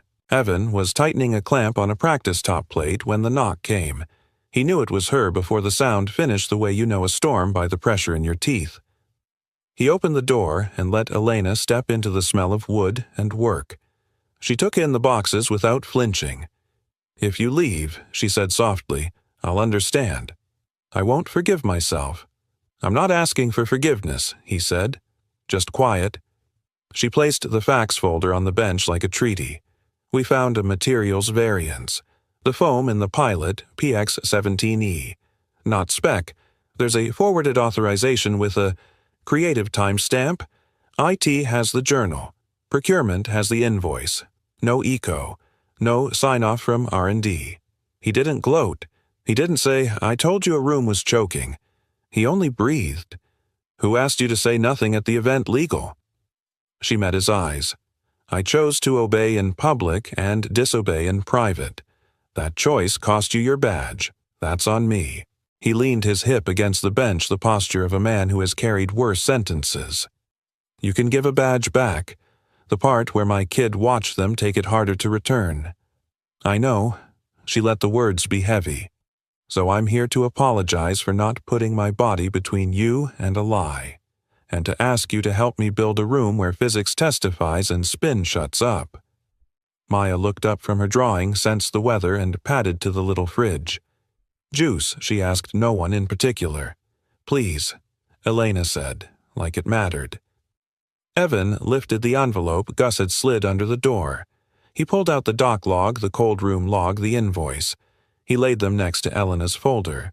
2 stacks of paper faced off like choirs that agreed on the melody. What do you want to do? He asked. I want to show the board what heat and sweat do to a cheap foam, she said. Not tell, not argue. Show. On camera. Live. I want Priya running the rig. I want a transparent housing, so even the folks who think graphs are witchcraft can see the microvents and watch baking soda settle where it shouldn't. I want a standardized sequence ambient. 45 pdquaslitingdun, 70% RH, cool down. I want the swapped foam to choke in front of a minute hand. He nodded slowly. You want to let the air confess. Yes, she said. I want to make a space where a nephew could understand why his head hurts, and a judge could understand why our process failed. And what about the man who made the swap? Evan asked. We'll let process name him, she said. We don't have to set him on fire. The truth will be warm enough. Maya offered Elena a juice box like absolution with a straw. Elena accepted. Thank you, Chief Engineer, she said to the child. I'm the art director, Maya corrected. Dad said. Promotion accepted, Elena said. Evan lifted a sheet of clear acrylic from a rack. We can heat form a ring tonight, he said. It won't be pretty enough for market. It will be honest enough for a boardroom. He traced the F-hole curves with painter's tape, cut the tape, and bent the acrylic over a form with a gentle heat gun. The plastic learned the shape like a student who wanted to please. He sanded the edges until they felt like they wouldn't cut a sentence. Elena watched his hands obey rules older than both of them. You make things breathe, she said. Things want to breathe, he said. We're the ones who forget and make them hold their breath. They tested the clear ring on Evan's bench with a cheap speaker and a phone app. A light dusting of baking soda mapped the modes. At ambient, the powder flowed. With a hairdryer's heat and a mister's breath, they watched a sliver of foam placed where PX-17E would sit, bloom creep, and narrow a vent. The powder stilled at the choke point, forming a bright island like a flare on a weather map. That, Elena said, is an exhibit. Maya clapped once. The dust is drawing. Chladni with kitchen supplies, Evan said. It'll read on camera. Elena outlined the ambush without using the word. We'll ask Marcus to present his stability firmware. Then Priya requests the full environmental sequence. We run the transparent shell first, proper foam clean behavior. We introduce the swapped foam second. We watch the vent narrow and the powder bloom. We roll doc logs and IT journal after the physics lands. No names until the process names them. Evan considered the road the plan would pave. Conditions, he said, counting them on fingers stained with a day's work. 1. Reinstate my badge before I set foot in that room. 2. Nobody blames facilities. The night crew doesn't author purchase orders. 3. Priya leads the bench. 4. We publish the test protocol after the board ambient heat humidity cooldown, so we don't have to keep persuading with charisma. 5. If the company lives through this, we build something like a quiet standard so no one can do a temporary equivalence without 10 signatures and a conscience. Elena didn't haggle. Done, she said to each finger, all of it. And one more, he added. Maya doesn't watch them take anything from me again. Elena looked at the child drawing stars above 3 stick figures. Not on my watch, she said. The heat gun purred. The acrylic cooled to a ring. Outside, a siren passed, not urgent, just late. Elena wrote a short email to legal and a long one to her future self. She texted Priya Clearshell ready. Build sequence, lock room, film. Priya answered with a heart that looked startled to find itself in a lab. There was one call left, Gus. Badge for Mr. Reed. Reactivate tonight, Elena said. Escort optional. Pride required. Gus grunted approval. Bring extra powder, he said. Boards like pictures. Elena moved toward the door, then turned back. I said I wouldn't let power drink in our room, she said. Hold me to it. I will, Evan said. Hold me to kindness when truth gets sharp. Deal, she said. At the threshold, Maya lifted her drawing. The smallest stick figure wore a ring. Above them, she'd printed a new title with blocky seriousness, The Room That Tells the Truth. Elena smiled with her eyes. We'll borrow that, she said, for the meeting. When they stepped into the night, the city had that washed feeling after rain, even though it hadn't. Some evenings look cleaner because people decided to stop lying. Back at the tower, security slid a badge across the glass. Evan picked it up. The photo didn't change, but what it meant did. In the lab, Priya taped a page to the wall, Boardroom Protocol 1. Ambient sweep 20-20K 2, 45-degree back, a 70% RH 20-min3. Cooldown 10-min4, transparent shell plus proper foam, Chladni dust flows 5, transparent shell plus PX-17E, Chladni dust blooms and stalls 6, log display doc, invoice, IT journal 7, camera on vents at all times. She underlined the last line twice. Let the thing show itself. In the booth, Gus flipped the event board switch on his calendar and wrote powder in the notes. In the workshop, Evan shut off the lamp, laid a hand on the clear ring, and whispered to it the way some people pray, breathe, right when it matters. Tomorrow, a room of directors would choose between a story and a fact. They were about to make the fact sing. Let science tell the truth where it's hardest, right in the boardroom. The boardroom had the acoustics of money-thick, carpet-forgiving walls, a hush that made words sound heavier. Today, half of the walnut table had been surrendered to science, a rolling test cart with a small environmental chamber, a near-field mic, and a monitor that could turn air into graphs.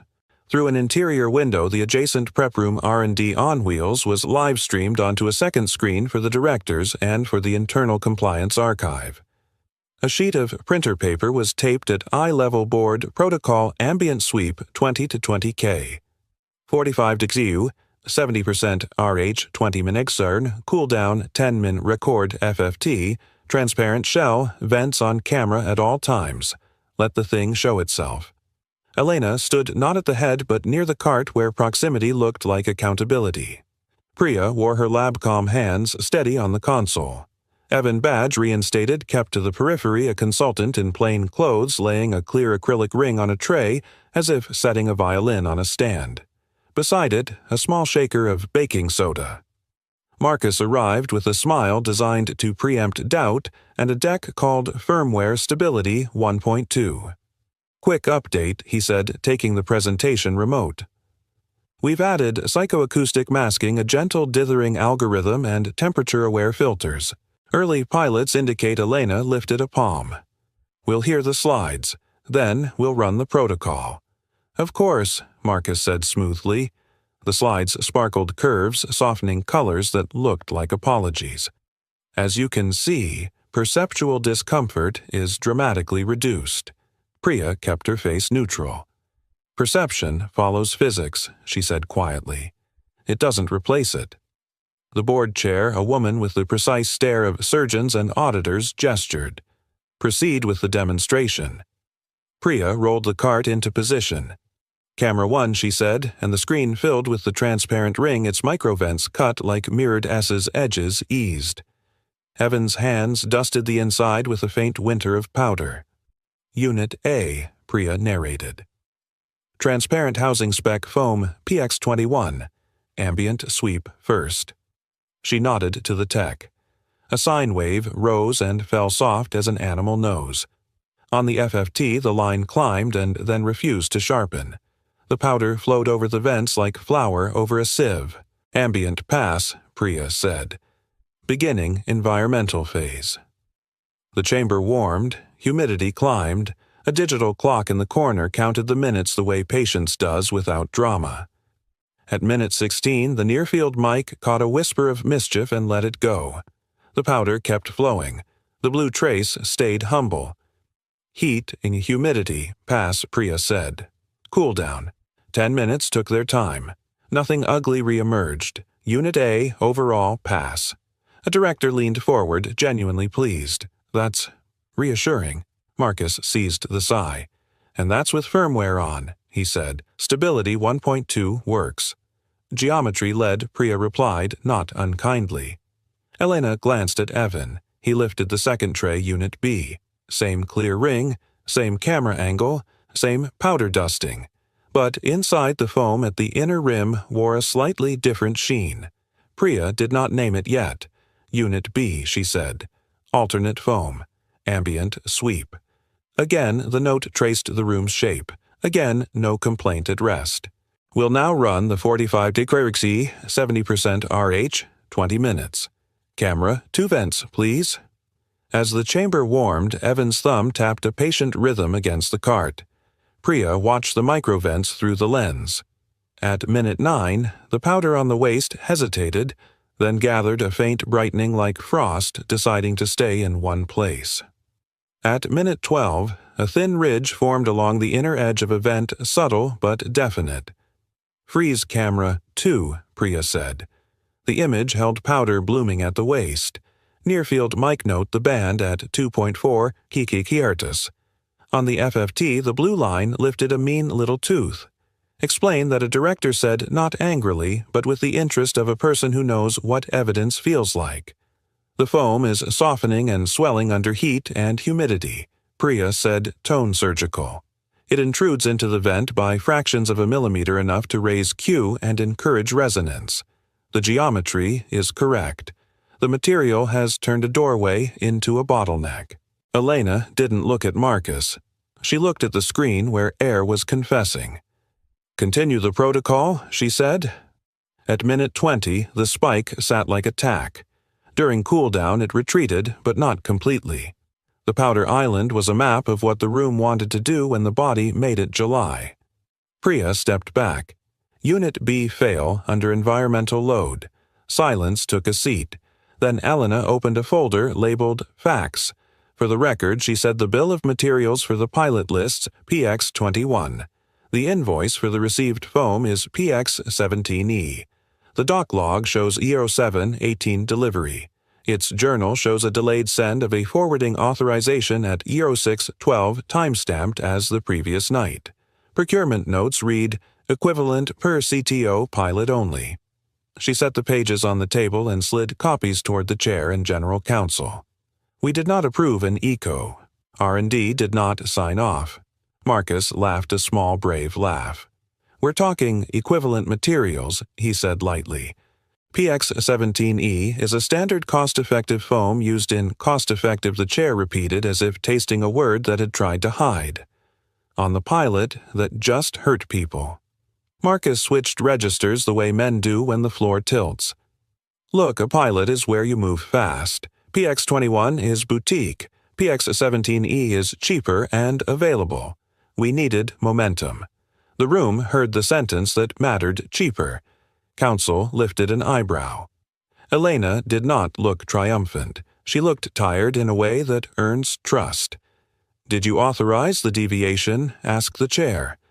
Marcus's smile tried to reappear and thought better of it.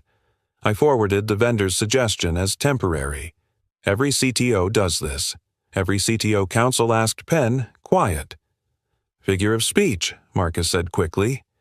"We had firmware mitigation. The foam difference was immaterial." Priya's gaze stayed on the vent camera where the powder island shone like a bruise under fluorescent truth. "That is material," she said, gently ruthless. Evan finally spoke, voice soft enough that the microphone had to lean in. "You can hide a squeal with software. You can't unbuild a choke point with it." The chair looked from the screen to the stack of paper to Elena. Action. Elena did not waste the room's attention. Immediate suspension of pilot distribution. Full recall of units. Independent materials audit of the pilot batch. CTO suspended pending investigation. Refer procurement chain and email history to outside counsel. Publish the environmental test protocol internally within 24 hours. Counsel nodded once. Appropriate. Will also preserve all electronic communications. No deletions, no exceptions. Marcus found defiance, but it sounded like a man trying to talk a lock into opening. This is overreaction. We fixed the problem. You saw Unit A. Elena didn't raise her voice. Unit A tells me how the room behaves when we respect it. Unit B tells me how it behaves when we cheapen it. Only one of those is a company. The chair turned to Marcus. "You're suspended effective immediately. Turn over your devices. Legal will follow up." He opened his mouth, then closed it as if he could feel the microphones counting his syllables for future juries. Gus appeared in the doorway. He wasn't supposed to be there, but good security knows where history is written. He didn't smile. He just stood the way a door stands when it's doing its job. Priya powered down the chamber with the gentleness one reserves for instruments and living things. She placed Unit B beside Unit A, same curves, different conscience, and covered them with a clean lab cloth as if a body needed decency. Elena faced the directors. "We will address the street," she said, "but not before we address the truth. We're not a storytelling company. We make rooms people can survive in. Today, the room told us what went wrong. The chair glanced at the camera that had captured the vent, the bloom of powder, the little blue tooth in the band nobody wants. Archive the video, she said. Distribute to the full board and compliance. As the formalities moved forward, Elena stepped to the prep room window.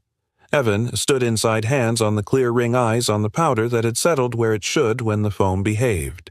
Their eyes met through glass. He didn't grin. He didn't gloat. He gave a small nod that said, "The air confessed." She nodded back. "Now we repair what breathes in it." Priya taped a fresh page to the cart. Pilots paused. "Fix the room." The tech exhaled like a man allowed to take a full breath for the first time today. In the hall, Marcus handed his phone and ID to an HR manager whose voice did not squeak when she said this way. He walked past Gus without a line to deliver. Gus kept his eyes on a smudge on the glass that someone would wipe later because rooms deserve to be clean, even when the people in them are not. Back inside, Elena addressed the camera. "To our teams," she said, "you'll see the protocol by morning. To our users, we owe you a device that doesn't ask you to be brave. To our own, let this be the day we decide that cheap is another word for cruel." She clicked off the mic. The room breathed. The powder on the ring looked like snowfall after a storm settled honest. The truth had silenced the squeal. Now it was time to turn trust back on. The press release went out at 9:00 a.m. sharp. No euphemisms, no velvet. Oralis announces. Voluntary recall of pilot units. Discloses material deviation. Publishes test protocol.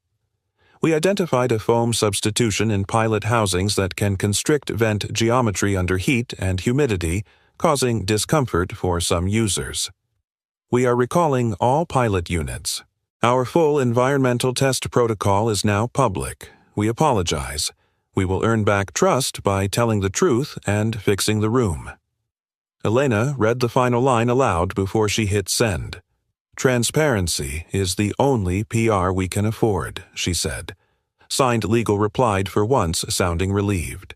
At the small manufacturing line, pallets wore red hold tags like stop signs. A vendor audit team walked the floor with clipboards and cameras inventorying lot numbers and interviewing a purchasing manager who kept answering temporary equivalents as if it were a spell. On a steel table, 2 foam samples sat labeled PX21 spec and PX17E received. Under a heat lamp, PX17E puffed ever so slightly measurable and unforgiving. "Bomb is now locked," Priya told the line supervisor. "No substitutions without an EQO and 5 signatures, R&D, QA, compliance, finance, and operations." Lock means locked. The supervisor nodded. "We'll pin it to the station." Also, Priya added SPC on resonance. "We'll chart the peak around 2.4 kHz across lots. If the line drifts, we stop the line. Cheap is another word for cruel. We're done with it." Back in the lab, whiteboards turned into law. Priya drew a control chart center line and limits a living promise that any spike would be spotted before it had a chance to become a headline. On another board, she wrote "check" and circled it twice. Hearing aid compatibility, she said to the team, "We test for electromagnetic and acoustic compatibility target M3.T3, minimum stretch M4T4. No parasitic emissions near telecoil bands.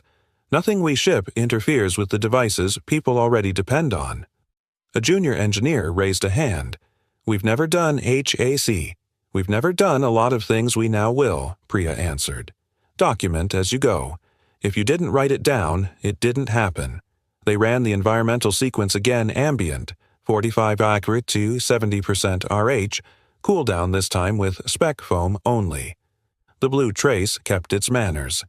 Evan dusted a transparent ring. The Chladni powder flowed like flour over truth. He made notes in his neat print QQ stable. No bloom. Flow preserved. Elena stepped in with a folder and a pen that clicked like punctuation. 2 items, she said. First, the quiet standard. She slid a single-page charter across the table, plain words in a readable font, Quiet Standard Oralis R&D Ethics and Safety Charter 1. Truth first. We publish environmental protocols, SPC dashboards, and failure criteria internally. Truth outranks timeline. 2. Locked boom. No material substitution without EQ Plut 5 signatures. 3. User safety gate. Any discomfort event halts pilots. Town hall disclosure within 72 hours. 4. Vendor dignity audit. We pay for materials that do no harm. Vendors sign the same. 5. Hidden genius. We credit contributions regardless of title. Safety escalations may be raised anonymously by anyone. 6. HEE compliance target M3 T3 minimum. Publish results to support. 7. Night crew respect. Night staff safety training and premium pay are part of engineering budgets, not overhead to cut. She looked at Priya. You lead it. Priya nodded once, eyes bright. I'll treat it like a product. Because it is. Second, Elena said, turning to Evan, your contract. The document was short, which is its own kind of ethics. Applied acoustics consultant part-time reporting into R&D scope defined as vent geometry, passive thermal paths, resonance control, rate fair, credit explicit. At the bottom, Evan's conditions in plain ink schedule bends to Maya no scapegoating facilities, quiet standard funding line that could not be reallocated to marketing without her signature. He read it like a man who had learned to mistrust graciousness. Add one line, he said, tapping the margin. Badge reinstatement was public. The apology should be public too. Elena nodded. Town hall at 2. I'll say it plainly. He signed the stroke steady. Then we're square enough to get to work. By noon, vendor audit had traced the substitution to a supplier who used equivalent, the way people use almost to skip the last hard inch. Compliance drafted a letter that read like a door closing, Auralis does not accept equivalents where geometry breathes. Finance groaned at the new unit cost and then signed it anyway. Some victories are expensive because they're worth it. At 2, the atrium filled with bodies and screens, engineering in T's, sales with crossed arms, night crew in clean blues faces surprised to be in the light. A live-stream tile wall showed remote teams, warehouses, home offices, a break room with a leftover sheet cake. Elena stood at a simple lectern with no logo. Thank you for coming, she began. Here's what you already know and what we owe you. She didn't outsource apology. We recall the pilots. We substituted a foam. It hurt people. That is on us. Our job is to make rooms people can survive in. We forgot that faster isn't kinder. Priya and the team have published our full test protocol. The quiet standard is now live. It changes how we choose materials, how we test, how we tell the truth. She turned slightly inviting Priya forward. Priya kept it spare. You will see an SPC dashboard on the intranet by Friday. Red means stop the line. There's a hack panel MT ratings posted with each build. If you don't understand a chart, ask me. If you see something off file, a hidden genius flag, the system routes straight to me and compliance. Title doesn't determine eyesight. A hand shot up from ops. What about deadlines? Deadlines still exist, Priya said. So do consequences. The difference is we're choosing our consequences on purpose. A night custodian in the front, still in his shift shoes, raised a cautious hand. Does the quiet standard include our crew? Elena looked right at him. It starts with your crew. Night staff will have paid safety training on lab hazards, emergency radios on every cart, badging to bypass doors and evacuations, and a premium built into engineering budgets. We don't cut the people who keep the lights from lying. There was a small, honest ripple. People don't clap for policies. They clap for being seen. Elena lifted a hand for quiet. One more thing. Last week, in a room full of pain, we made a coward's choice. We suspended the badge of a man who told the truth first because it was easier than admitting we'd built a bad room. That was wrong. She gestured. Evan stepped up, a plain clothes, no cape. I'm sorry, Elena said to him, not the abstract, but the man. I didn't put my body between you and a lie. I will next time. It's a lot easier to take my badge than to take responsibility, Evan said into the mic, voice low. But I'm here because we chose the hard thing after. He glanced at Maya in the front row with Gus. She held a hand-lettered sign that said, "The room that tells the truth." "We're going to tune the room, all of us." Gus, in the aisle like a quiet oak tree, gave the smallest nod. From the back, Sales called out the question fear asks when it's trying to be practical. "Will this kill the launch?" Elena didn't blink. "It will save the launch because it saves the people. We will ship when the SPC says the line breathes, when HAC says we won't hurt neighbors' devices, and when our own night crew says they can walk the building without bracing for harm." CFO stepped to the sideline mic. "We can afford to do this. We cannot afford not to." The applause this time wasn't polite. It had weight. You could stand on it. Afternoons became sequences. SPC charts stabilized. The little dots learned to live inside their limits. Vendor contracts updated to include thermal creep tests and surprise audits. Support wrote new scripts that began with, "Thank you for telling us what hurt," instead of, "Have you tried turning it off and on?" HAC tests came back M3T3 with headroom to grow. The intranet tile for Quiet Standard racked up more views than the snack menu. In the lab, Evan and Priya kept sanding vents and counting humility. Geometry led, she'd say each time a line bowed. Heat respected he'd answer, laying a mesh that wicked warmth like an apology.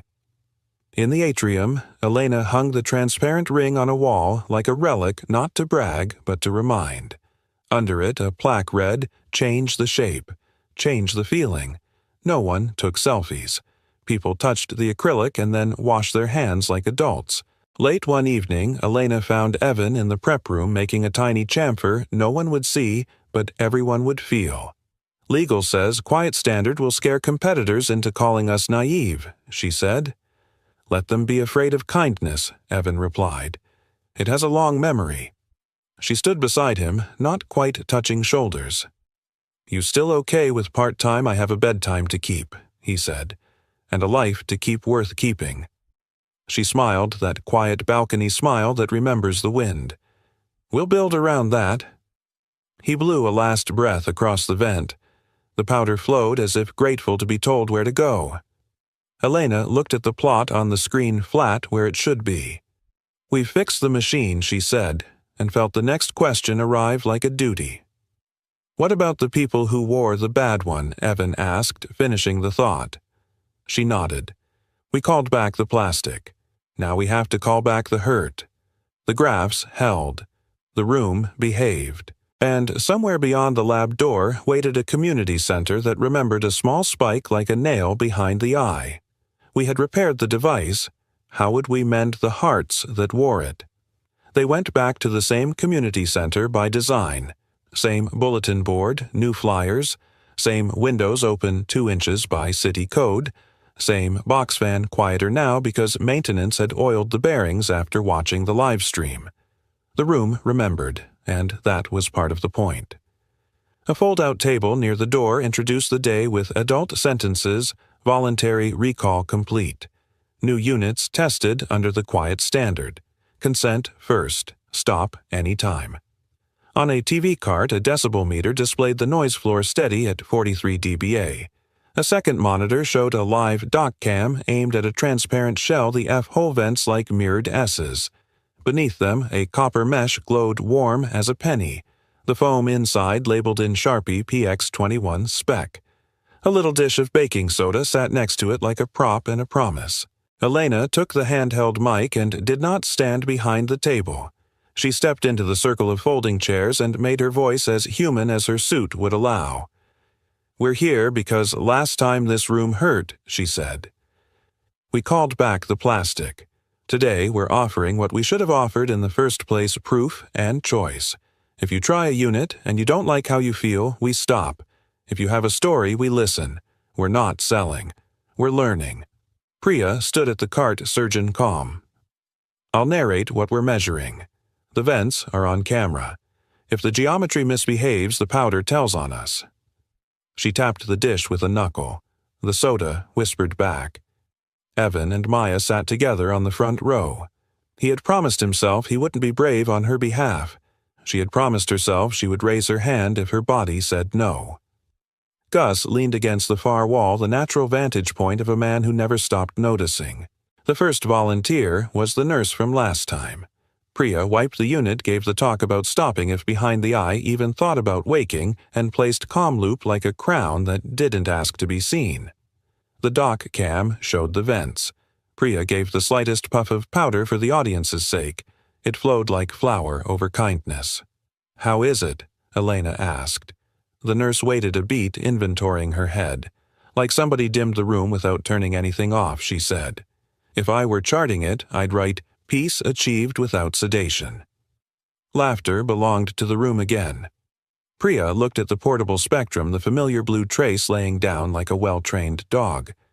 Noise floor unchanged. No spike in the 2.4 kHz band she narrated.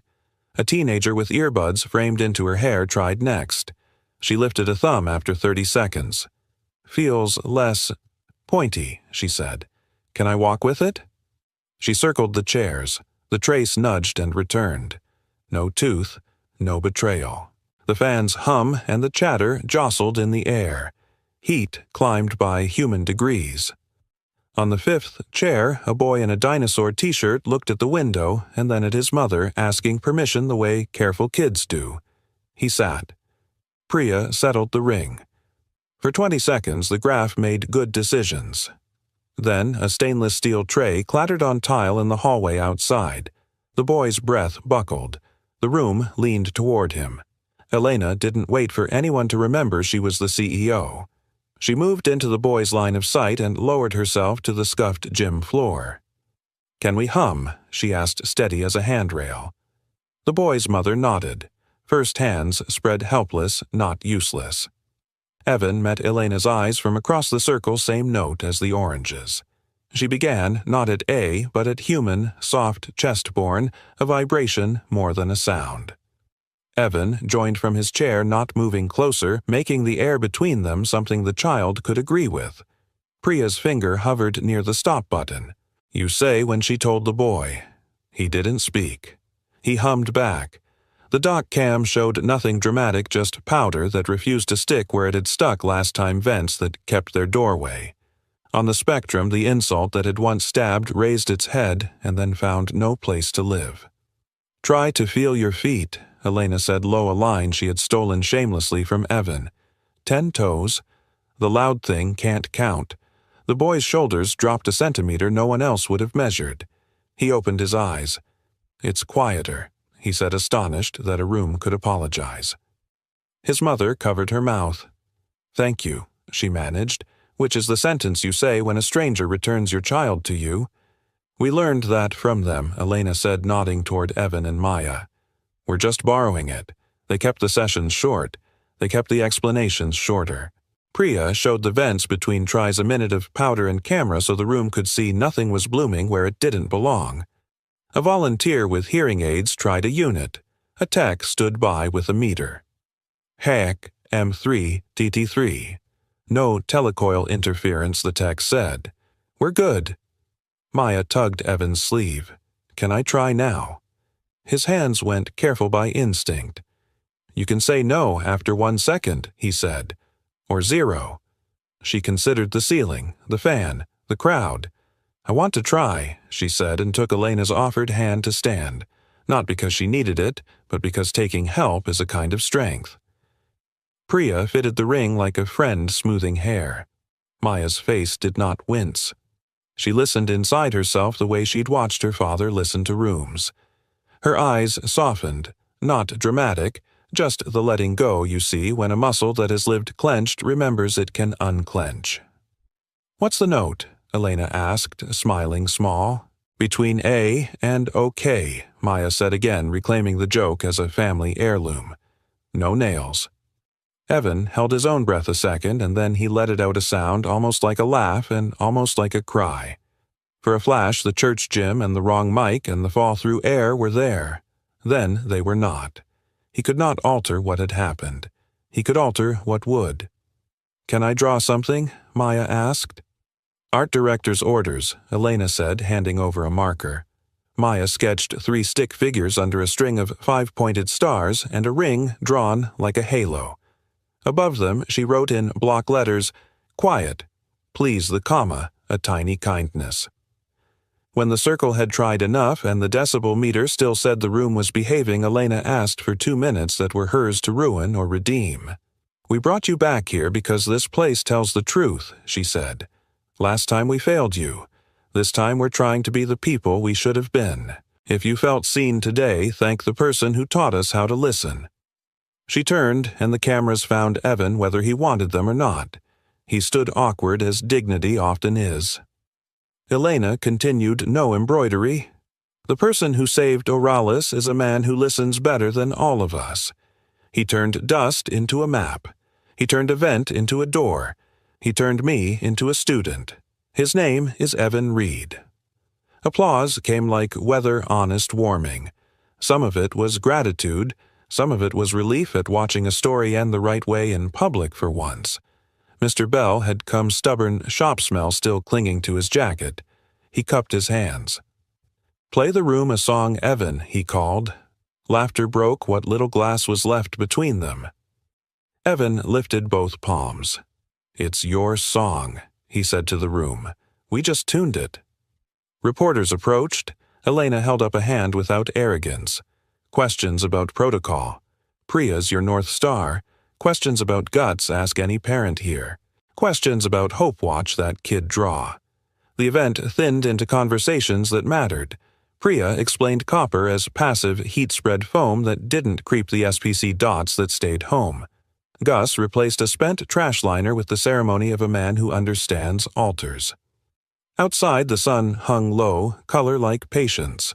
On the steps, Elena exhaled into the quiet the way people do when the version of themselves they prefer has shown up on time. Evan stood beside her with the posture of a person who had carried a weight and set it down without making a speech about it. "You were right," she said. "We don't have to shout our way past a howl." "You were right," he said. "We can decide what kind of consequences we live with." They didn't move closer at once. They let the air say it was ready. Then she turned not like a decision, but like gravity, and he turned too, and the kiss that found them was the opposite of the balcony's almost warm, deliberate a sentence with a period and no apology. Somewhere, a car horn tried to be their soundtrack. It failed. The quieter note was better. When they parted, Elena laughed the way people do when life lets them keep both vows and desire. "There's something I want to show you," she said, and led him back inside to the dock cam. Priya, grinning like a co-conspirator, lifted the transparent ring and angled a light at a tiny engraving on the inner rim, just a clean EV beside the waist of an S-curve. "Engineering mark," Priya asked innocently. "We keep seeing it show up on the master template." Evan looked at Elena, and his ears pinked like a teenager's, which was funny on a man who had learned sorrow the long way. "It started as exhaust vent in my notes," he said. Then it started meaning other things. "Elena Voss," she said, "not fishing, just naming." Also earned voice, he said, and that one landed in her chest like a bell someone finally dared to ring. "You gave a room back to people who couldn't stand in it. I wanted the geometry to remember who made it honest." She touched the letters with the tip of her finger, then his wrist with the side of her hand, polite as a promise. "I'll try to deserve it." "You already did," he said. Around them, chairs folded tape came up from floors of volunteer-stacked cones. The dock cam showed vents that refused to choke. The noise floor number held steady and small. In the reflection on the monitor, 2 people looked the same age at last. On the sign-in table, Maya left her drawing like a flag planted by a quiet country. Priya taped it beside the protocol printout where engineers would have to see it on their way to the shaker rig. The room that had hurt had learned to breathe. So had the people who walked out into the evening holding nothing but each other's names. EV, not just initials, but the way he wrote her into the design that taught the air how to be kind. The bench in Evan's workshop held the kind of morning that keeps its promises, maple shavings like soft snow coffee cooling without complaint, sunlight finding the grain. He braced a violin top against a cradle and traced 2 mirrored curves with a pencil that had learned to listen. The knife followed careful and unhurried, revealing F-holes that were not letters so much as laws. Maya sat, cross-legged nearby, worksheet open, tongue peeking out at a hard fraction. "Are you really ahead now?" she asked without looking up. Like in charge, Evan eased the blade through a tight radius. "Head of Applied Acoustics," he said. "Part-time, which mostly means I'm responsible for teaching rooms to stop being stubborn." Maya considered that. "So, head of Listening." He smiled. That's the whole job. His phone buzzed once on the bench SPC dashboard, 90 days in control. 3 green graphs air behaving like it had finally signed the handbook. He tapped back a small heart to Priya. Somewhere in the tower, a printer stamped a new SOP with the red approval that meant the last loophole had been turned into a door. At noon, Evan buttoned a clean shirt and tied a tie that had learned humility on church steps. They took the bus downtown. On the courthouse steps, microphones and midday sun made a kind of stage no one wanted. Marcus stood to the side with a lawyer in navy. Cameras found the jawline that had once sold inevitability. Elena approached the press line not flanked by PR but by Priya and compliance. Her statement was printed in black on white so no one could accuse her memory of kindness. Oralis referred this matter to authorities she read. "We are cooperating fully. We prefer process to grudges standards to stories." The quiet standard is not a press release. It's a promise you can audit. A reporter asked the hungriest question. "Do you want him punished?" Elena didn't look at Marcus. "I want rooms that don't ask people to be brave," she said. "The law will do what it does. Our job is to protect a standard." Marcus was led inside for arraignment. He glanced once at Evan as if hoping for an argument he could win.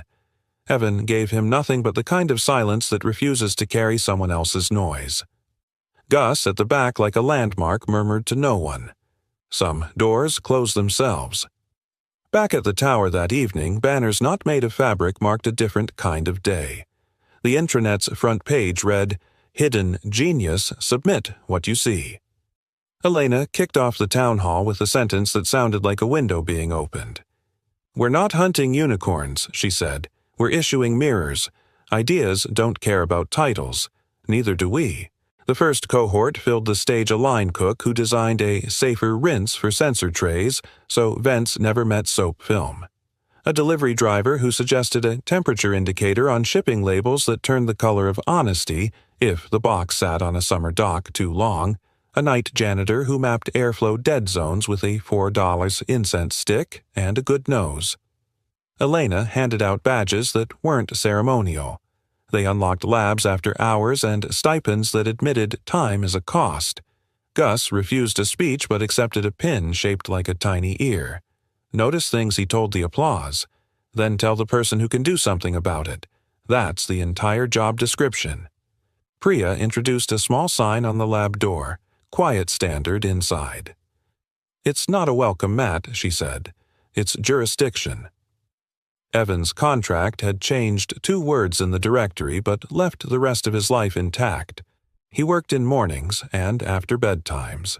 He made a vent geometry kit of acrylic samples and handouts that read, "Sharp edges sing.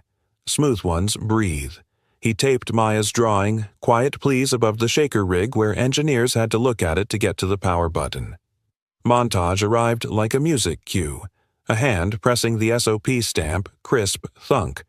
A mouse moving a dot on the SPC chart into the green band where good habits live. A dock cam catching baking soda flowing over F-holes smart as rivers.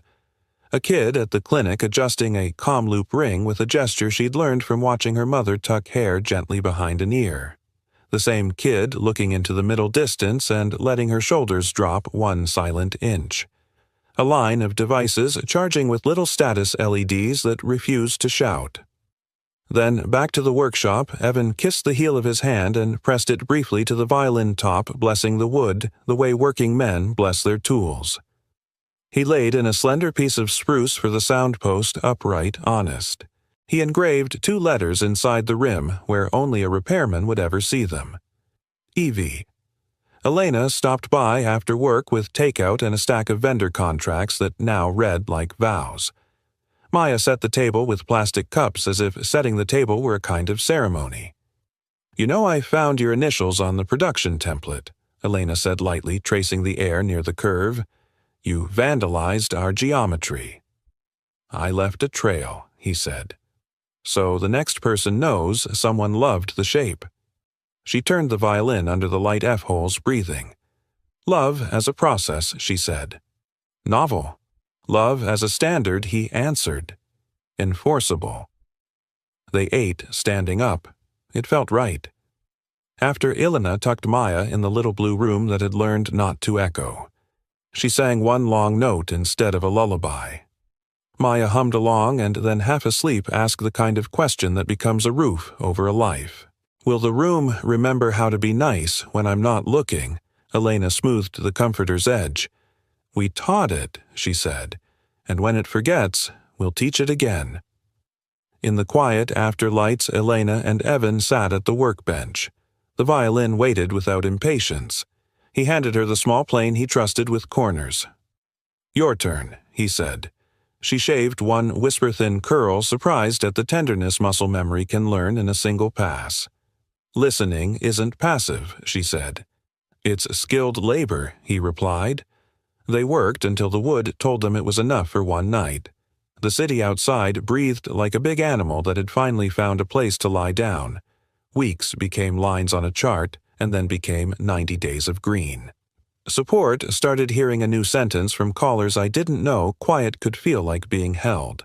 Compliance framed the first HAC M3T3 certificates and made them boring on purpose. Finance found that ethics costs less than lawsuits. Marketing learned to sell humility. One Saturday, the community center hosted a family open house. No reporters, no microphones, just tables with crayons and coffee and the old box fan newly respectful. A girl tried a violin in the corner booth, squeaking in a way that made even the linoleum smile. Evan walked over and adjusted the bridge of hair. The note found the line it had been trying to stand on. "Better?" he asked. The girl's eyes widened. "It sits down now," she said. "Rooms can learn that too," Elena said, appearing with paper cups of lemonade. She handed one to Evan. Their fingers touched in a way that didn't need fanfare. Mr. Bell ambled in smelling like wood and the old country. He lifted the violin, peered at the F-holes, and nodded. "You tuned the silence first," he said. "Wise." Evan caught Elena's glance. "That's the trick, isn't it? You tune what people don't think is music." On Monday, a small ceremony in the atrium marked the Hidden Genius grants. The line, "Cook the driver, the janitor" names on a plaque no one would dust by accident. Elena spoke without velvet. "Titles don't confer ears," she said. "Actions do. If you saved us 1 millimeter at a time, your name belongs here." She turned to Evan. "Would you say something?" It wasn't an order, it was an invitation. He stepped up, cleared his throat, and kept it small. "Everything we build is a room," he said. "A device, a meeting, a policy. Someone has to survive in it. If you don't know who you weren't done listening. Once that would have earned applause shaped like noise. Today it earned the kind that sounds like agreement." They left together at dusk. The city made its warm metal hum. At the crosswalk, Elena slipped her hand into his. It was easy the way solutions look once you've done the work to deserve them. He looked at her sideways, not needing cleverness. "I don't think I'm done learning you," he said. "Keep listening," she answered. "I'll try to stay interesting." He laughed. She did too. A bus sighed by, and on it a poster, Quiet Standard. "Ask us what it means." Someone already had. Back in the workshop, the violin waited for strings. Evan tied the final knot tuned by tiny degrees until the pitch stopped wandering. In the next room, Maya slept with one hand curled near a comm loop that lay on her bedside table like a moon that had learned restraint. Elena leaned in the doorway, arms folded, watching the two rooms share a roof wood and plastic old and new, both sworn to the same discipline. "Ready?" Evan asked. "Play the room," she said. He drew the bow. The note chose honesty over volume. It rose, filled the workshop without crowding it. threaded down the hall and settled at the doorway of the child's room like a good guard dog. Elena closed her eyes, and for a breath the past did not argue. It nodded and stepped back. He let the note fade until it was only vibration, and then not even that. The quiet that followed wasn't empty. It was tuned. Elena touched the rim of the violin where 2 tiny letters lived, EV. She smiled at him with her whole face. It stands for a lot of things now. Earned voice, he said. Elena Voss, she teased. Enough volume, he offered, and they both laughed at how the world had tried to teach them the opposite and how somehow they'd graduated anyway. He set the violin down. She set her hand on his chest, not to claim, just to measure. The room felt sized correctly at last. To heal, she said softly. Finishing the lesson they had written together, sometimes we don't need to speak louder, we just need to listen in the right place. Outside, a train whispered under the city. Inside, 2 instruments, maple and microvent, kept their promise of quiet. And as the boo found the string again and the child turned once in her sleep but did not wake, the house agreed on its master law. When we learn to listen, silence becomes music. If this story touched something quiet in you, hold that feeling for a second. Not louder, just clearer. Now I'd love to hear from you. Which moment resonated most? Evan's dust turning into a map? Elena kneeling to hum, or the simple idea that sharp edges sing and smooth ones breathe? Tell me in the comments, and tell me where you're watching from, your city, your country, your corner of the world. I read them all. If you've ever seen a hidden genius at work, a nurse, a janitor, a neighbor, a parent, share that story below. Your comment might be the note someone else needs to hear today. If this kind of human-first, heart-forward storytelling gives you oxygen, subscribe to the channel. It helps me keep making films and narratives that honor real people and real hope. Tap subscribe, turn on notifications, and pass this video to one person who could use a quieter room and a kinder day. Thank you for spending your time here. Your attention is a gift, and I don't take it lightly. Until the next story, remember the line we learned together. To heal, we don't always need to speak louder, we just need to listen in the right place.